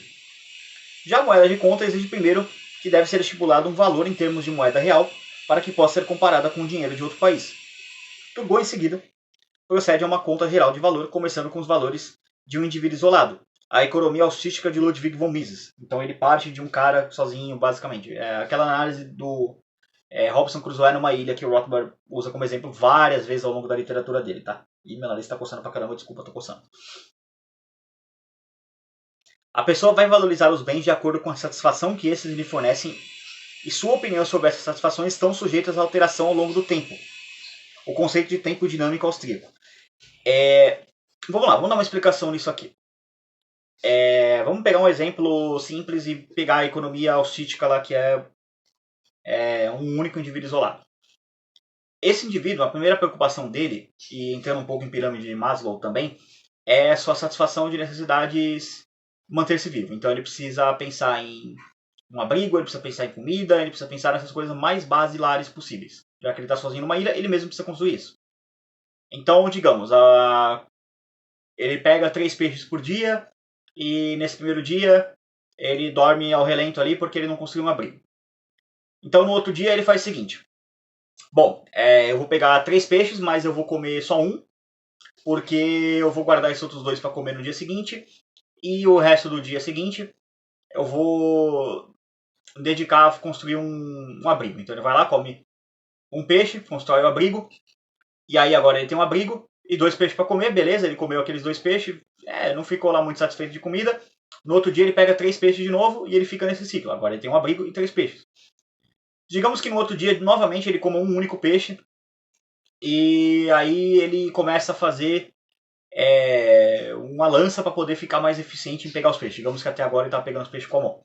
E aí, ao invés dele conseguir pegar 3 peixes por dia, agora com a lança, né, ele consegue pegar 5 peixes por dia. Então, aos poucos, você nota que ele está enriquecendo, no sentido de que ele está ficando mais produtivo e, consequentemente, acumulando riqueza. No caso, peixes, né? Que seria no exemplo aqui. Então, o que está acontecendo nessa questão? Vai chegar uma hora que a demanda por peixe dele vai estar saciada. Por quê? Ele vai ter, sei lá, 6 peixes, por exemplo, que é o bastante para ele comer por 2 dias. E se você chegar para ele e falar, olha só, eu tenho mais 10 peixes aqui para você. A pessoa, digamos, chegou uma segunda pessoa, oferece mais 10 peixes para ele. Ele não vai querer, porque ele já está saciado de peixe. Então, embora naquele momento, vamos colocar assim, no primeiro dia, peixes fosse algo muito demandado por ele aceitaria aqueles 10 peixes de bom grado, porque significaria que ele não precisaria pescar nos outros dias. Chegou um ponto em que aquele bem, o peixe, já não é mais valorizado por ele. Porque basicamente o tempo é dinâmico. Então isso significa. Então isso quer dizer, sua opinião sobre essas satisfações estão sujeitas a alterações ao longo do tempo. Então se aquele peixe satisfazia ele, agora não mais. Entendeu? Ou vamos colocar assim, algum peixe satisfazia ele, agora não mais, porque ele já tem a sua demanda satisfeita, a sua demanda suprida. Isso é o conceito do tempo dinâmico ao seco. Talvez seja um pouco mais complexo que isso, mas estou simplificando, tá? Mas vamos lá. Ao considerar um valor de um bem, a pessoa vai tomar em conta a sua escassez e a troca de bens com outra pessoa é uma forma importante de aumentar a sua satisfação. De novo, quando o indivíduo troca coisas um com o outro, ele sempre valoriza mais o que ele está recebendo do que o que ele está cedendo. É sempre assim. E o contrário também se aplica, porque se eles valorizassem aquilo que eles têm, nenhum indivíduo trocaria coisas. Em troca, cada pessoa prefere o bem que vai adquirir ao bem que vai se desfazer, como eu coloquei anteriormente. Turgot faz uma conta sofisticada e complicada de como essa diferença de avaliação é consistente com a igualdade na troca. Naturalmente, ele estende sua análise ao mercado com mais de 2 participantes, então ele não fica só naquela economia de Robinson Crusoe numa ilha, tá? Em seu plano para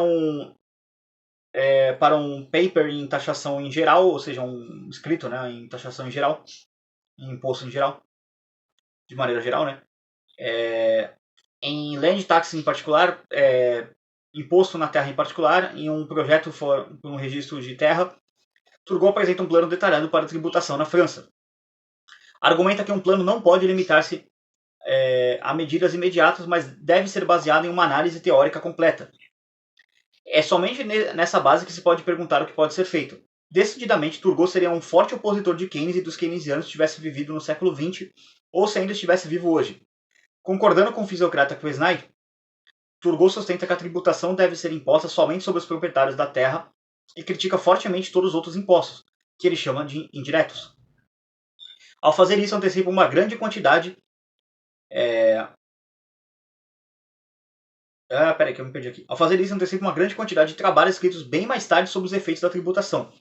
Afirma que impostos sobre bens particulares desencorajam a produção desses bens e, por vezes, podem ter um efeito debilitante sobre uma cidade inteira. Turgot também antecipa o argumento do lado da oferta de que os impostos elevados podem acabar reduzindo a receita por causa de seus efeitos deletérios sobre a produção. Então, um exemplo disso aqui.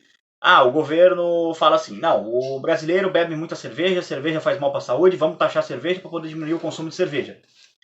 Aí você tem uma cidade que toda a produção dela, da economia, gira em torno de produzir cevada para poder fazer cerveja ali. Bom, parabéns, você acabou de destruir aquela cidade. Um exemplo simples aqui, tá? E você também diminui a produção, né? E aí você diminui a produção ou diminui a arrecadação, entre aspas. Inclusive a gente está vendo esse problema, na verdade, acontecendo no governo Lula, porque, né? O governo Lula está taxando tudo e todos e a arrecadação simplesmente está caindo. Prazer, curva de Laffer, que o idiota do Haddad não sabe o que é. Além disso, os impostos...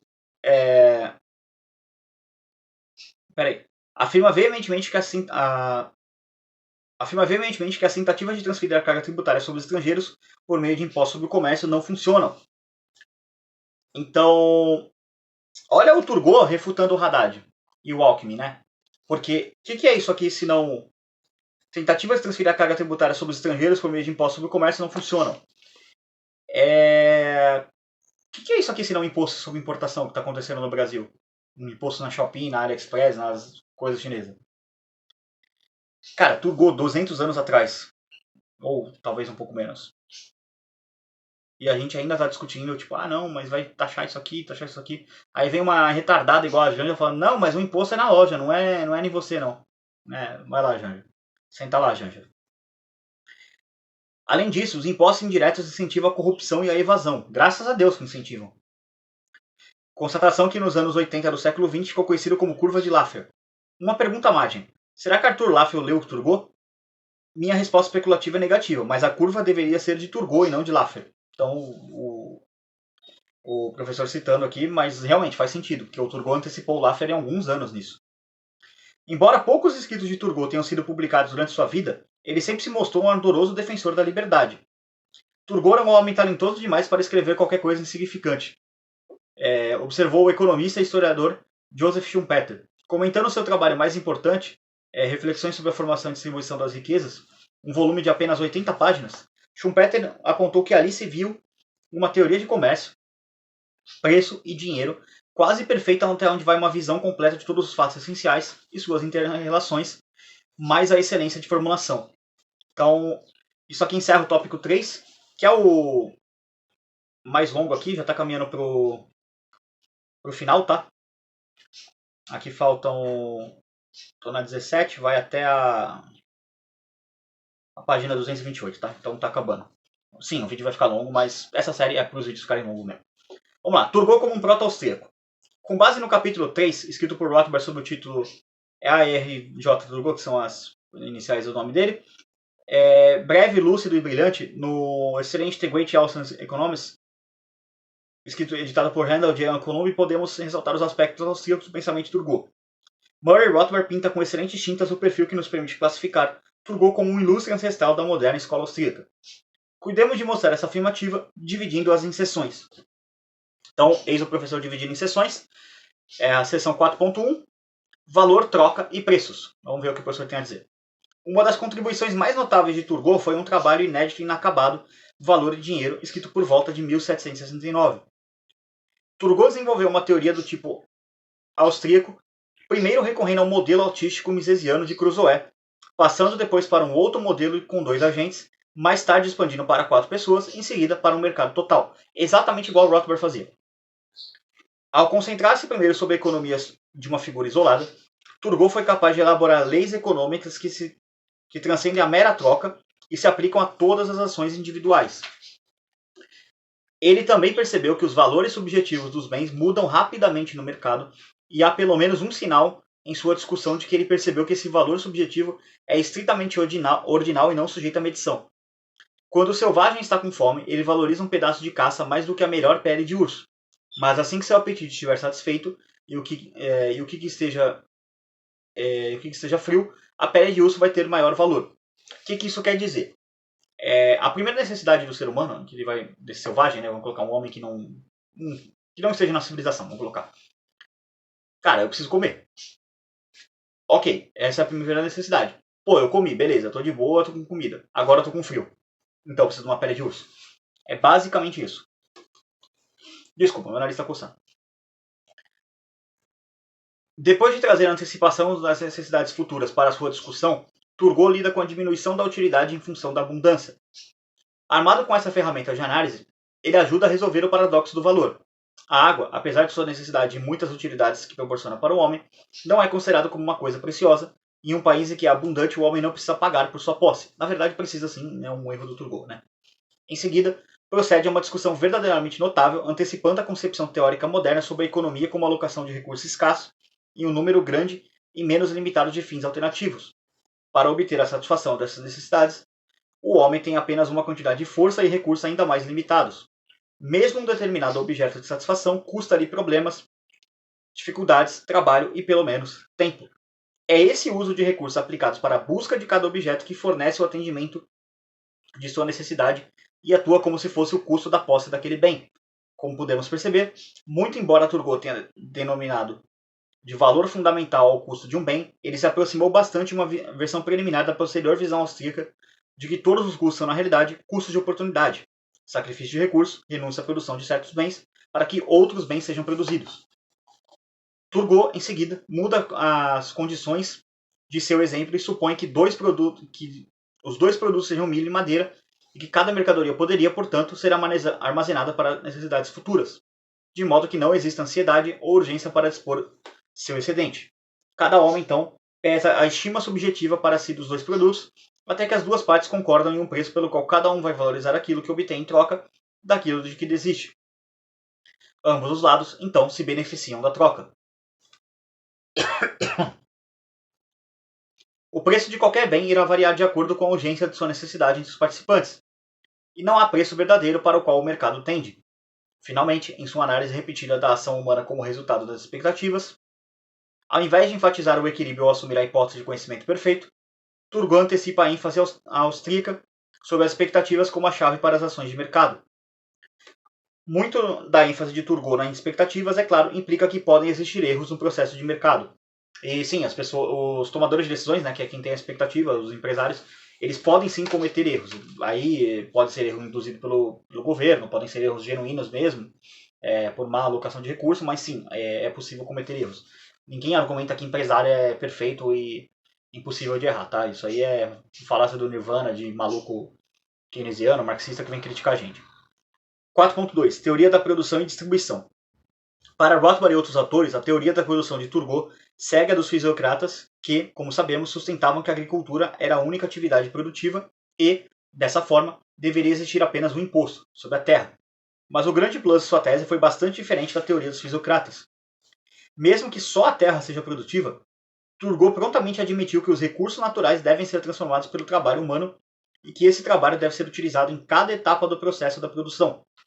Aqui Turgot já trabalhava os rudimentos da teoria austríaca do capital, esmiuçada mais de 100 anos depois por von Bawerk, de que a produção leva tempo e passa por várias etapas ou estágios, cada um dos quais incorpora valor e tempo ao bem em produção e, portanto, as categorias básicas de fatores de produção são terra, trabalho, capital e tempo. Uma das contribuições mais notáveis de Turgot para a economia, um conceito que foi esquecido até o século XX, foi seu desenvolvimento brilhante e quase sem constrangimentos da lei dos retornos marginais decrescentes. Em suma, Turgot tinha trabalhado, de forma abrangente, uma análise da lei dos rendimentos decrescentes, que não seria superada ou eventualmente igualada até o século XX. Aumentar a quantidade de fatores aumenta a produtividade marginal, a quantidade produzida por cada aumento de fatores, até que um ponto máximo seja atingido, após o qual a produtividade marginal cai, eventualmente, a zero e, em seguida, torna-se negativa. Bom, tópico 4.3, teoria do capital, empreendedorismo, poupança e taxa de juros. E aqui tem um errinho, porque a teoria do não deram espaço aqui no título. Talvez não tenha dado espaço, enfim. Do grande conjunto de contributos de Turgot à teoria econômica, Rothbard sustenta que o mais notável foi sua teoria do capital e dos juros, que, em contraste com áreas como a da utilidade, desabrochou praticamente alheia a qualquer contribuição anterior. Não só isso, Turgot elaborou quase completamente a teoria austríaca do capital e dos juros mais de um século antes dela ter sido estabelecida de forma definitiva por von Bawerk. Olha como o cara era brabo. Quase 100 anos antes. Aliás, na verdade, mais de um século, né? Mais de 100 anos antes. Além disso, Turgot apontou que o capitalista empresário deve primeiro acumular capital poupado, a fim de avançar o seu pagamento aos trabalhadores, enquanto o produto está sendo trabalhado. Isso aqui é uma coisa muito importante de se entender, tá? Quando um capitalista empresário, né, como foi colocado aqui para usar o termo que o livro usou, coloca o dinheiro dele na mão do trabalhador, ou seja, pagando o salário, ele está fazendo uma aposta com o próprio dinheiro, dizendo, olha só, eu acredito que esse meu negócio vai dar certo, então eu vou pagar esses caras para eles produzirem para mim, porque eu não sei produzir isso, mas eu fiz outras coisas que eu era bom, acumulei capital para isso, então eu pago eles, esses trabalhadores, eles trabalham para mim, produzem para mim, e aí, com isso, eu pago o salário para eles, e para eles tá de boa, porque eles estão recebendo um adiantamento. Para mim não tá de boa, porque se não der certo, eu quebro como empresário. E aí todo mundo perde, porque o empresário perde dinheiro e os trabalhadores perdem o seu emprego. Então é desejável que os trabalhadores tenham o máximo de liberdade possível para poderem ter seus empregos, né? E o empreendedor também tem o máximo de liberdade possível para empreender e gerar emprego. E de modo que o governo não atrapalhe no empresário ser bem sucedido. Na agricultura, o capitalista empreendedor deve poupar fundos para pagar os trabalhadores, comprar gado, pagar os edifícios e equipamentos, etc., até a colheita ocorrer e ser vendida e então recuperar seus pagamentos antecipados. E assim é em todos os campos da produção. Algumas dessas ideias foram absorvidas por Adam Smith e pelos autores clássicos britânicos posteriores, mas eles não conseguiram captar um ponto vital, o de que o capitalista de Turgot era um empresário capitalista, um empreendedor austríaco. Para a infelicidade da ciência econômica, os clássicos britânicos, além de negligenciarem totalmente a atividade empresarial, também deixaram de incorporar a ênfase proto-austríaca de Turgot sobre o papel crucial do tempo na produção, bem como o fato de que a produção das indústrias exige várias fases de produção e venda. Em suma, o retorno de juros sobre o investimento é o pagamento pelos trabalhadores aos capitalistas pelo adiantamento a estes do dinheiro para que não tenham de esperar por anos para ganharem sua renda. No ano seguinte, seus comentários cintilantes, termo usado por Rothbard, ao artigo de Jean-Nicolas Marcelin Goninal de Saint-Pévare, 1735-1739, Turgot expandiu sua análise da poupança e do capital, chegando à elaboração de uma excelente antecipação da lei de Say. Turgot já refutava com lógica rigorosa os equivocados receios pré-keynesianos dos fisiocratas de que o dinheiro não gasto em consumo iria vazar para fora do fluxo circular da riqueza e, assim, destruir a economia. Turgot, em seguida, fez uma análise semelhante dos fluxos de gastos se a poupança é emprestada a juros. Se o consumidor pedir o dinheiro emprestado, será a fim de gastá-lo e assim o dinheiro retorna para a circulação. Se o dinheiro emprestado servir para pagar as dívidas ou comprar um terreno, a mesma coisa acontece. E, se os empresários emprestam dinheiro, ele vai ser usado em avanços e investimentos e será mais uma vez realocado em circulação. O dinheiro poupado, portanto, não está perdido, porque retorna para a circulação da economia. E geralmente quando uma sociedade tem uma tendência de poupar bastante dinheiro, a taxa de juros é menor e isso incentiva novos investimentos, o que leva o dinheiro a circular de novo, enfim. Então não há perda realmente. Além disso, o valor da poupança investida em capital é muito maior do que o acumulado em entesouramento e assim tenderá a voltar a circular rapidamente. Turgot escreveu que, mesmo que o aumento da poupança, na verdade, retire uma pequena quantidade de dinheiro de circulação por um tempo considerável, o menor preço do produto será mais do que o compensado pelos empreendedores, pelo aumento dos avanços e da consequente maior produção e diminuição dos custos de produção. Aqui, espantosamente, Turgot planta a semente da análise bem posterior de Mises e Hayek de como a poupança pode diminuir, mas, se compensada por investimentos, ainda assim aumentar a base da estrutura de produção, ou triângulo de Hayek.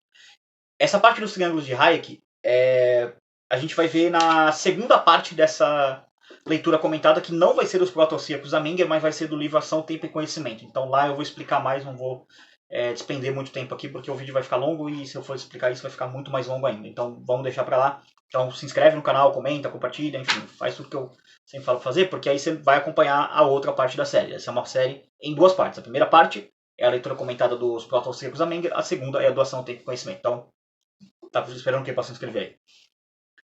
O empréstimo, Turgot apontou, é um contrato recíproco e livre entre as duas partes, o que elas fazem só porque é vantajoso para elas. E passa então o argumento decisivo, a pergunta fulminante. A tese do Turgot aqui. Agora, sob que princípio pode ser descoberto um crime em um contrato vantajoso para ambas as partes, com o qual estão satisfeitas, e que certamente não causa nenhum dano a ninguém? Não há nenhuma exploração na cobrança de juros, assim como não há nenhuma exploração na venda de qualquer mercadoria. Atacar um emprestador por tirar vantagem da necessidade do mutuário por dinheiro exigindo juros é um argumento, aí aqui palavras do Turgot, tão absurdo como o de dizer que um padeiro que exige dinheiro pelo pão que ele vende se aproveita da necessidade do pão pelo comprador. Não tem nem o que comentar aqui, o Turgot estava certíssimo. A chave está na preferência temporal, o desconto do futuro e a colocação concomitante de um prêmio sobre o presente. Turgot aponta para o lema bem conhecido, um pássaro na mão é melhor do que dois voando. Além de desenvolver a teoria austríaca da preferência temporal, Turgot foi o primeiro autor, em suas reflexões, a apontar para o conceito consequente de capitalização, ou seja, o valor presente da terra ou outro bem de capital no mercado de capitais tende a igualar a soma de suas rendas futuras anuais esperadas, ou retornos, descontados pela taxa de mercado de preferência temporal ou taxa de juros. Como se isso não fosse suficiente, prossegue Rothbard, para contribuir para a teoria econômica, Turgot também foi pioneiro de uma sofisticada análise da relação entre a taxa de juros e a quantidade de dinheiro. Há pouca conexão, ele apontou, entre o valor da moeda em termos de preços e taxas de juros. A oferta do dinheiro pode ser abundante e, portanto, o valor do dinheiro baixo em termos de commodities, mas a taxa de juros pode ao mesmo tempo ser muito alta. Talvez seguindo um modelo semelhante ao de David Hume, Turgot pergunta o que aconteceria, se a quantidade de moeda de prata em um país de repente dobrasse e esse aumento fosse magicamente distribuído em proporções iguais para cada pessoa. Turgot responde em seguida que os preços vão subir, talvez duplicarem e que, portanto, o valor da prata, em termos de commodity, vai cair. Mas acrescenta que, de modo algum, resultará que a taxa de juros vai cair se as proporções de despesa das pessoas continuarem as mesmas. De fato, Turgot ressalta que, dependendo de como a relação gasto-poupança é afetada, um aumento da quantidade de dinheiro pode aumentar as taxas de juros. Assim prossegue Rothbard, Turgot estava mais de um século à frente de seu tempo na elaboração da complexa relação austríaca entre a oferta e a procura de dinheiro, que Mises chama de relação moeda, que determina os preços ou o nível de preços, e as taxas de preferência temporal, que por sua vez determina a proporção gastos-poupanças e a taxa de juros. Aqui também podemos encontrar os rudimentos da teoria austríaca dos ciclos econômicos, da relação entre a expansão da oferta da moeda e a taxa de juros. Então, nessa parte aqui de teoria do capital, empreendedorismo, taxa de juros, o Turgot foi brilhante, não tem outra palavra para definir o que ele fez aqui. Mas vamos lá, vamos para tópico 4.4, página 224, teoria monetária. Embora Turgot não tenha dedicado muita atenção à teoria monetária, ele deu algumas importantes contribuições nesse campo. Além de continuar o modelo de Hume e integrá-lo com sua análise dos juros, Turgot foi enfático em sua oposição à ideia então dominante que o dinheiro seria meramente um símbolo convencional. Em contraste, Turgot declarou: não é de todo em virtude de uma convenção que o dinheiro é trocado por todos os outros valores. Ele próprio é um objeto de comércio, uma forma de riqueza, porque tem valor e porque esse valor é considerado nas trocas. Em seu artigo inacabado Valor e Dinheiro, Turgot, como já escrevemos, desenvolveu uma teoria monetária ainda mais sofisticada. Com base em seu conhecimento de linguística, afirmou que o dinheiro é um tipo de linguagem, trazendo formas de várias coisas convencionais em um termo comum ou padrão. Palavras do Turgot aqui. Há dois tipos de dinheiro, observou: moedas de dinheiro real, peças de metal marcadas com inscrições e dinheiro fictício, servindo como unidades de conta ou numerais. Tópico 4.5 aqui. Fazendo justiça a Turgot.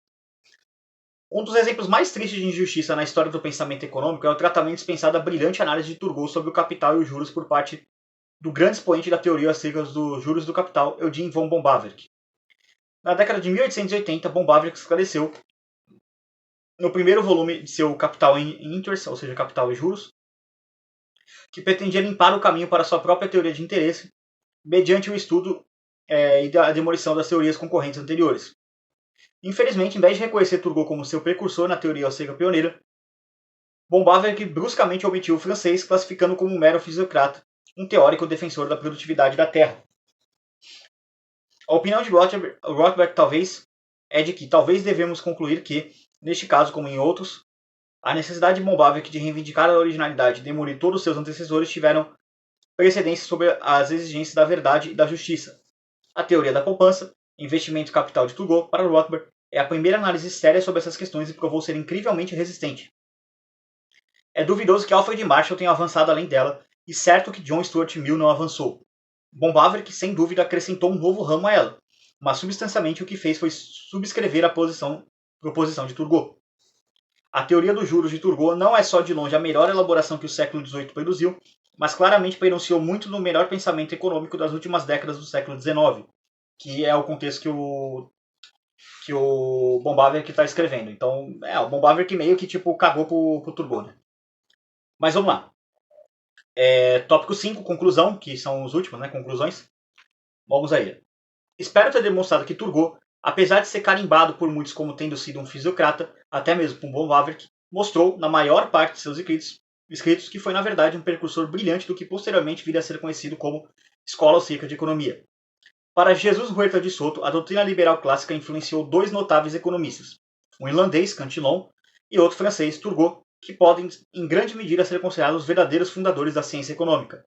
De fato, como vimos no capítulo anterior, Cantillon, por volta de 1730, escreveu seu ensaio sobre a natureza do comércio em geral, que, de acordo com Stanley Jevons, foi o primeiro tratado sistemático da ciência econômica. Posteriormente, segundo de Soto, o trabalho de Marc-Pierre de Voyer de Palmy de Agresson, não sei se eu falei certo, mas enfim, nome complicado, 1696-1774, o Marquês de Angresson, também não sei se falei certo, mas enfim, Em 1761, e, sobretudo, os escritos de Turgot, muito antes de Adam Smith, já haviam chamado a atenção para o caráter disperso do conhecimento da sociedade, as ordens espontâneas sociais, doutrina que posteriormente seria um elemento essencial do pensamento de Hayek. Assim, Turgot, em seu In Praise of Gordon, em 1759, observou firmemente que, citação do Turgot aqui, não é preciso provar que cada indivíduo é o único que pode julgar com conhecimento de causa o uso mais vantajoso das suas terras e do seu esforço. Somente ele possui o conhecimento específico sem o qual até o homem mais sábio se encontraria às cegas.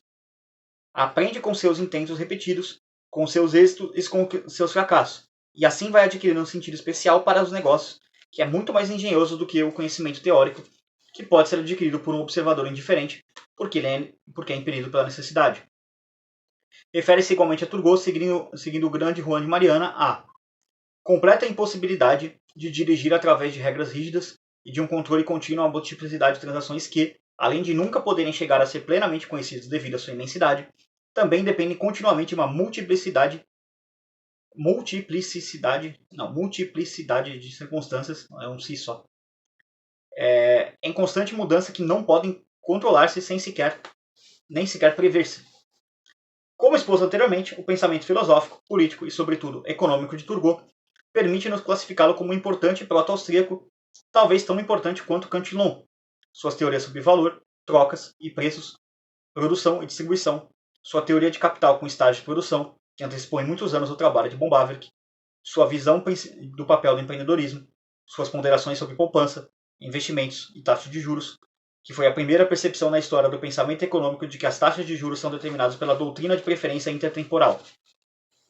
Sua teoria monetária é essencialmente austríaca, sua visão a respeito do orçamento público e do empreguismo promovido no âmbito do Estado, e sua posição firme contra a inflação provocada pela emissão de papel moeda sem laço são apenas algumas constatações de que Turgot foi, sem qualquer sombra de dúvida, um austríaco do século XVIII. A par disso tudo, devemos ressaltar que sua atuação como ministro do rei, sem qualquer receio de tomar medidas impopulares e nem mesmo de desafiar o próprio monarca e a coleção de contemplados com títulos e prebembas que o cercavam. Não bastasse, defendeu a tolerância religiosa, fez prevalecer a liberdade de expressão, permitiu que as pessoas tivessem liberdade de escolher os trabalhos que desejassem, cortou gastos governamentais, combateu ferozmente as teorias inflacionistas, defendeu o padrão ouro, suprimiu impostos, diversas restrições comerciais, privilégio de monopólio e o trabalho forçado, leia-se trabalho escravo. Tudo isso só serve para corroborar que Turgot foi, na teoria e na prática, um autêntico precursor e defensor das ideias austríacas que tomariam corpo a partir do final do século XIX. Então, isso dá encerramento aqui ao capítulo de Anne Robert Jacques Turgot. Agora será o capítulo 5 do Ferdinando Galliani, que, como eu mencionei ao longo do vídeo, ele foi citado no capítulo. Então ele será o próximo objeto de análise. Ele viveu de 1728 a 1787. Espero que vocês tenham curtido esse vídeo. Ficou bem longo, mas é o capítulo do Turgot. Era esperado. O capítulo do Turgot, do Say e do Cantillon provavelmente serão os capítulos mais longos. Spoiler, antecipando o capítulo do Say, porque são capítulos que são de caras que são, tipo, basicamente assim, para quem conhece o termo aí em One Piece, é o trio monstro da economia, então da ciência econômica, né, antes de vir a galera da escola austríaca, então não tem como falar desses caras num vídeo breve, porque é muita coisa. Os capítulos em si também são grandes do livro, então é bem complicado. Esse aqui do Galliani é um pouquinho mais curto, ele vai começar na 223 e ele vai até a 261, então é um capítulo de 28 páginas, não é tão grande, os outros são bem maiores, tem capítulo de 35, 36, 38 páginas. Então, se você está curtindo essa série, se você chegou até o final e ainda não é inscrito no canal, eu não sei porque você não se inscreveu ainda, deixa a sua curtida aí, é só clicar aqui no cantinho da tela, você aperta na tela, aí vai aparecer o bagulho, você dá um clique lá, deixa a sua curtida, ajuda a engajar o canal. Espero que esse vídeo tenha bastante views, porque é uma série complicada, complexa. Tô gostando de fazer, tô gostando de gravar, tá sendo divertido. É um grande desafio intelectual. Se você quiser ajudar o canal financeiramente também, deixa aí, eu tenho aí na descrição os meios para você apoiar o canal. Você pode apoiar através de Bitcoin, Lightning ou Nano, via criptomoeda, ou você pode fazer uma doação diretamente através do Pix, que é o contato.libertario03@gmail.com. Qualquer colaboração será muito bem-vinda. Fico grato a quem colaborar. Também se inscreve, que aí você ajuda. Outra forma de você ajudar o canal é comprando dos parceiros aqui na descrição. Na descrição tem o curso de inglês da Make Easy English, também está no comentário fixado, vou deixar lá para você também. A Make Easy English é a empresa que eu fiz parceria para inglês, é do Natan. Natan é libertário também, então você está meio que colocando dinheiro na mão de libertário, dinheiro circula entre nós, bela e moral. Se você falar que foi pelo Libertário 013, tem uma condição especial para você lá. E também tem a loja da Liberdade, do Mauro, outro libertário também, como eu coloco, só faço negócio com libertários, né? Garantindo o cupom Liberdade5 lá na hora de fechar a compra, você garante 5% de desconto, ajuda aqui o canal também financeiramente, pode comprar camisetas, canecas e casacos na loja da Liberdade, ajuda o canal também, já que uma parte do dinheiro lá vem para mim também, então uma parceria, né? Então muito bom. E você também pode contratar a Ana, que para contratar thumbs tão belas como a que eu tenho, né? Fazer thumbs tão bonitas quanto as que eu tenho. Todas as thumbs do canal, toda a parte gráfica do canal é feita por ela, então se você quiser ver um grande portfólio do que ela é capaz de fazer, é só olhar todas as thumbs do canal. A maior parte delas, né, são daqui, algumas não eram eu mesmo. As que você vê que são zoadas, não é eu que fiz, as que você vê que são da hora foi ela que fez. Então, é basicamente isso. Você dá uma olhada lá também.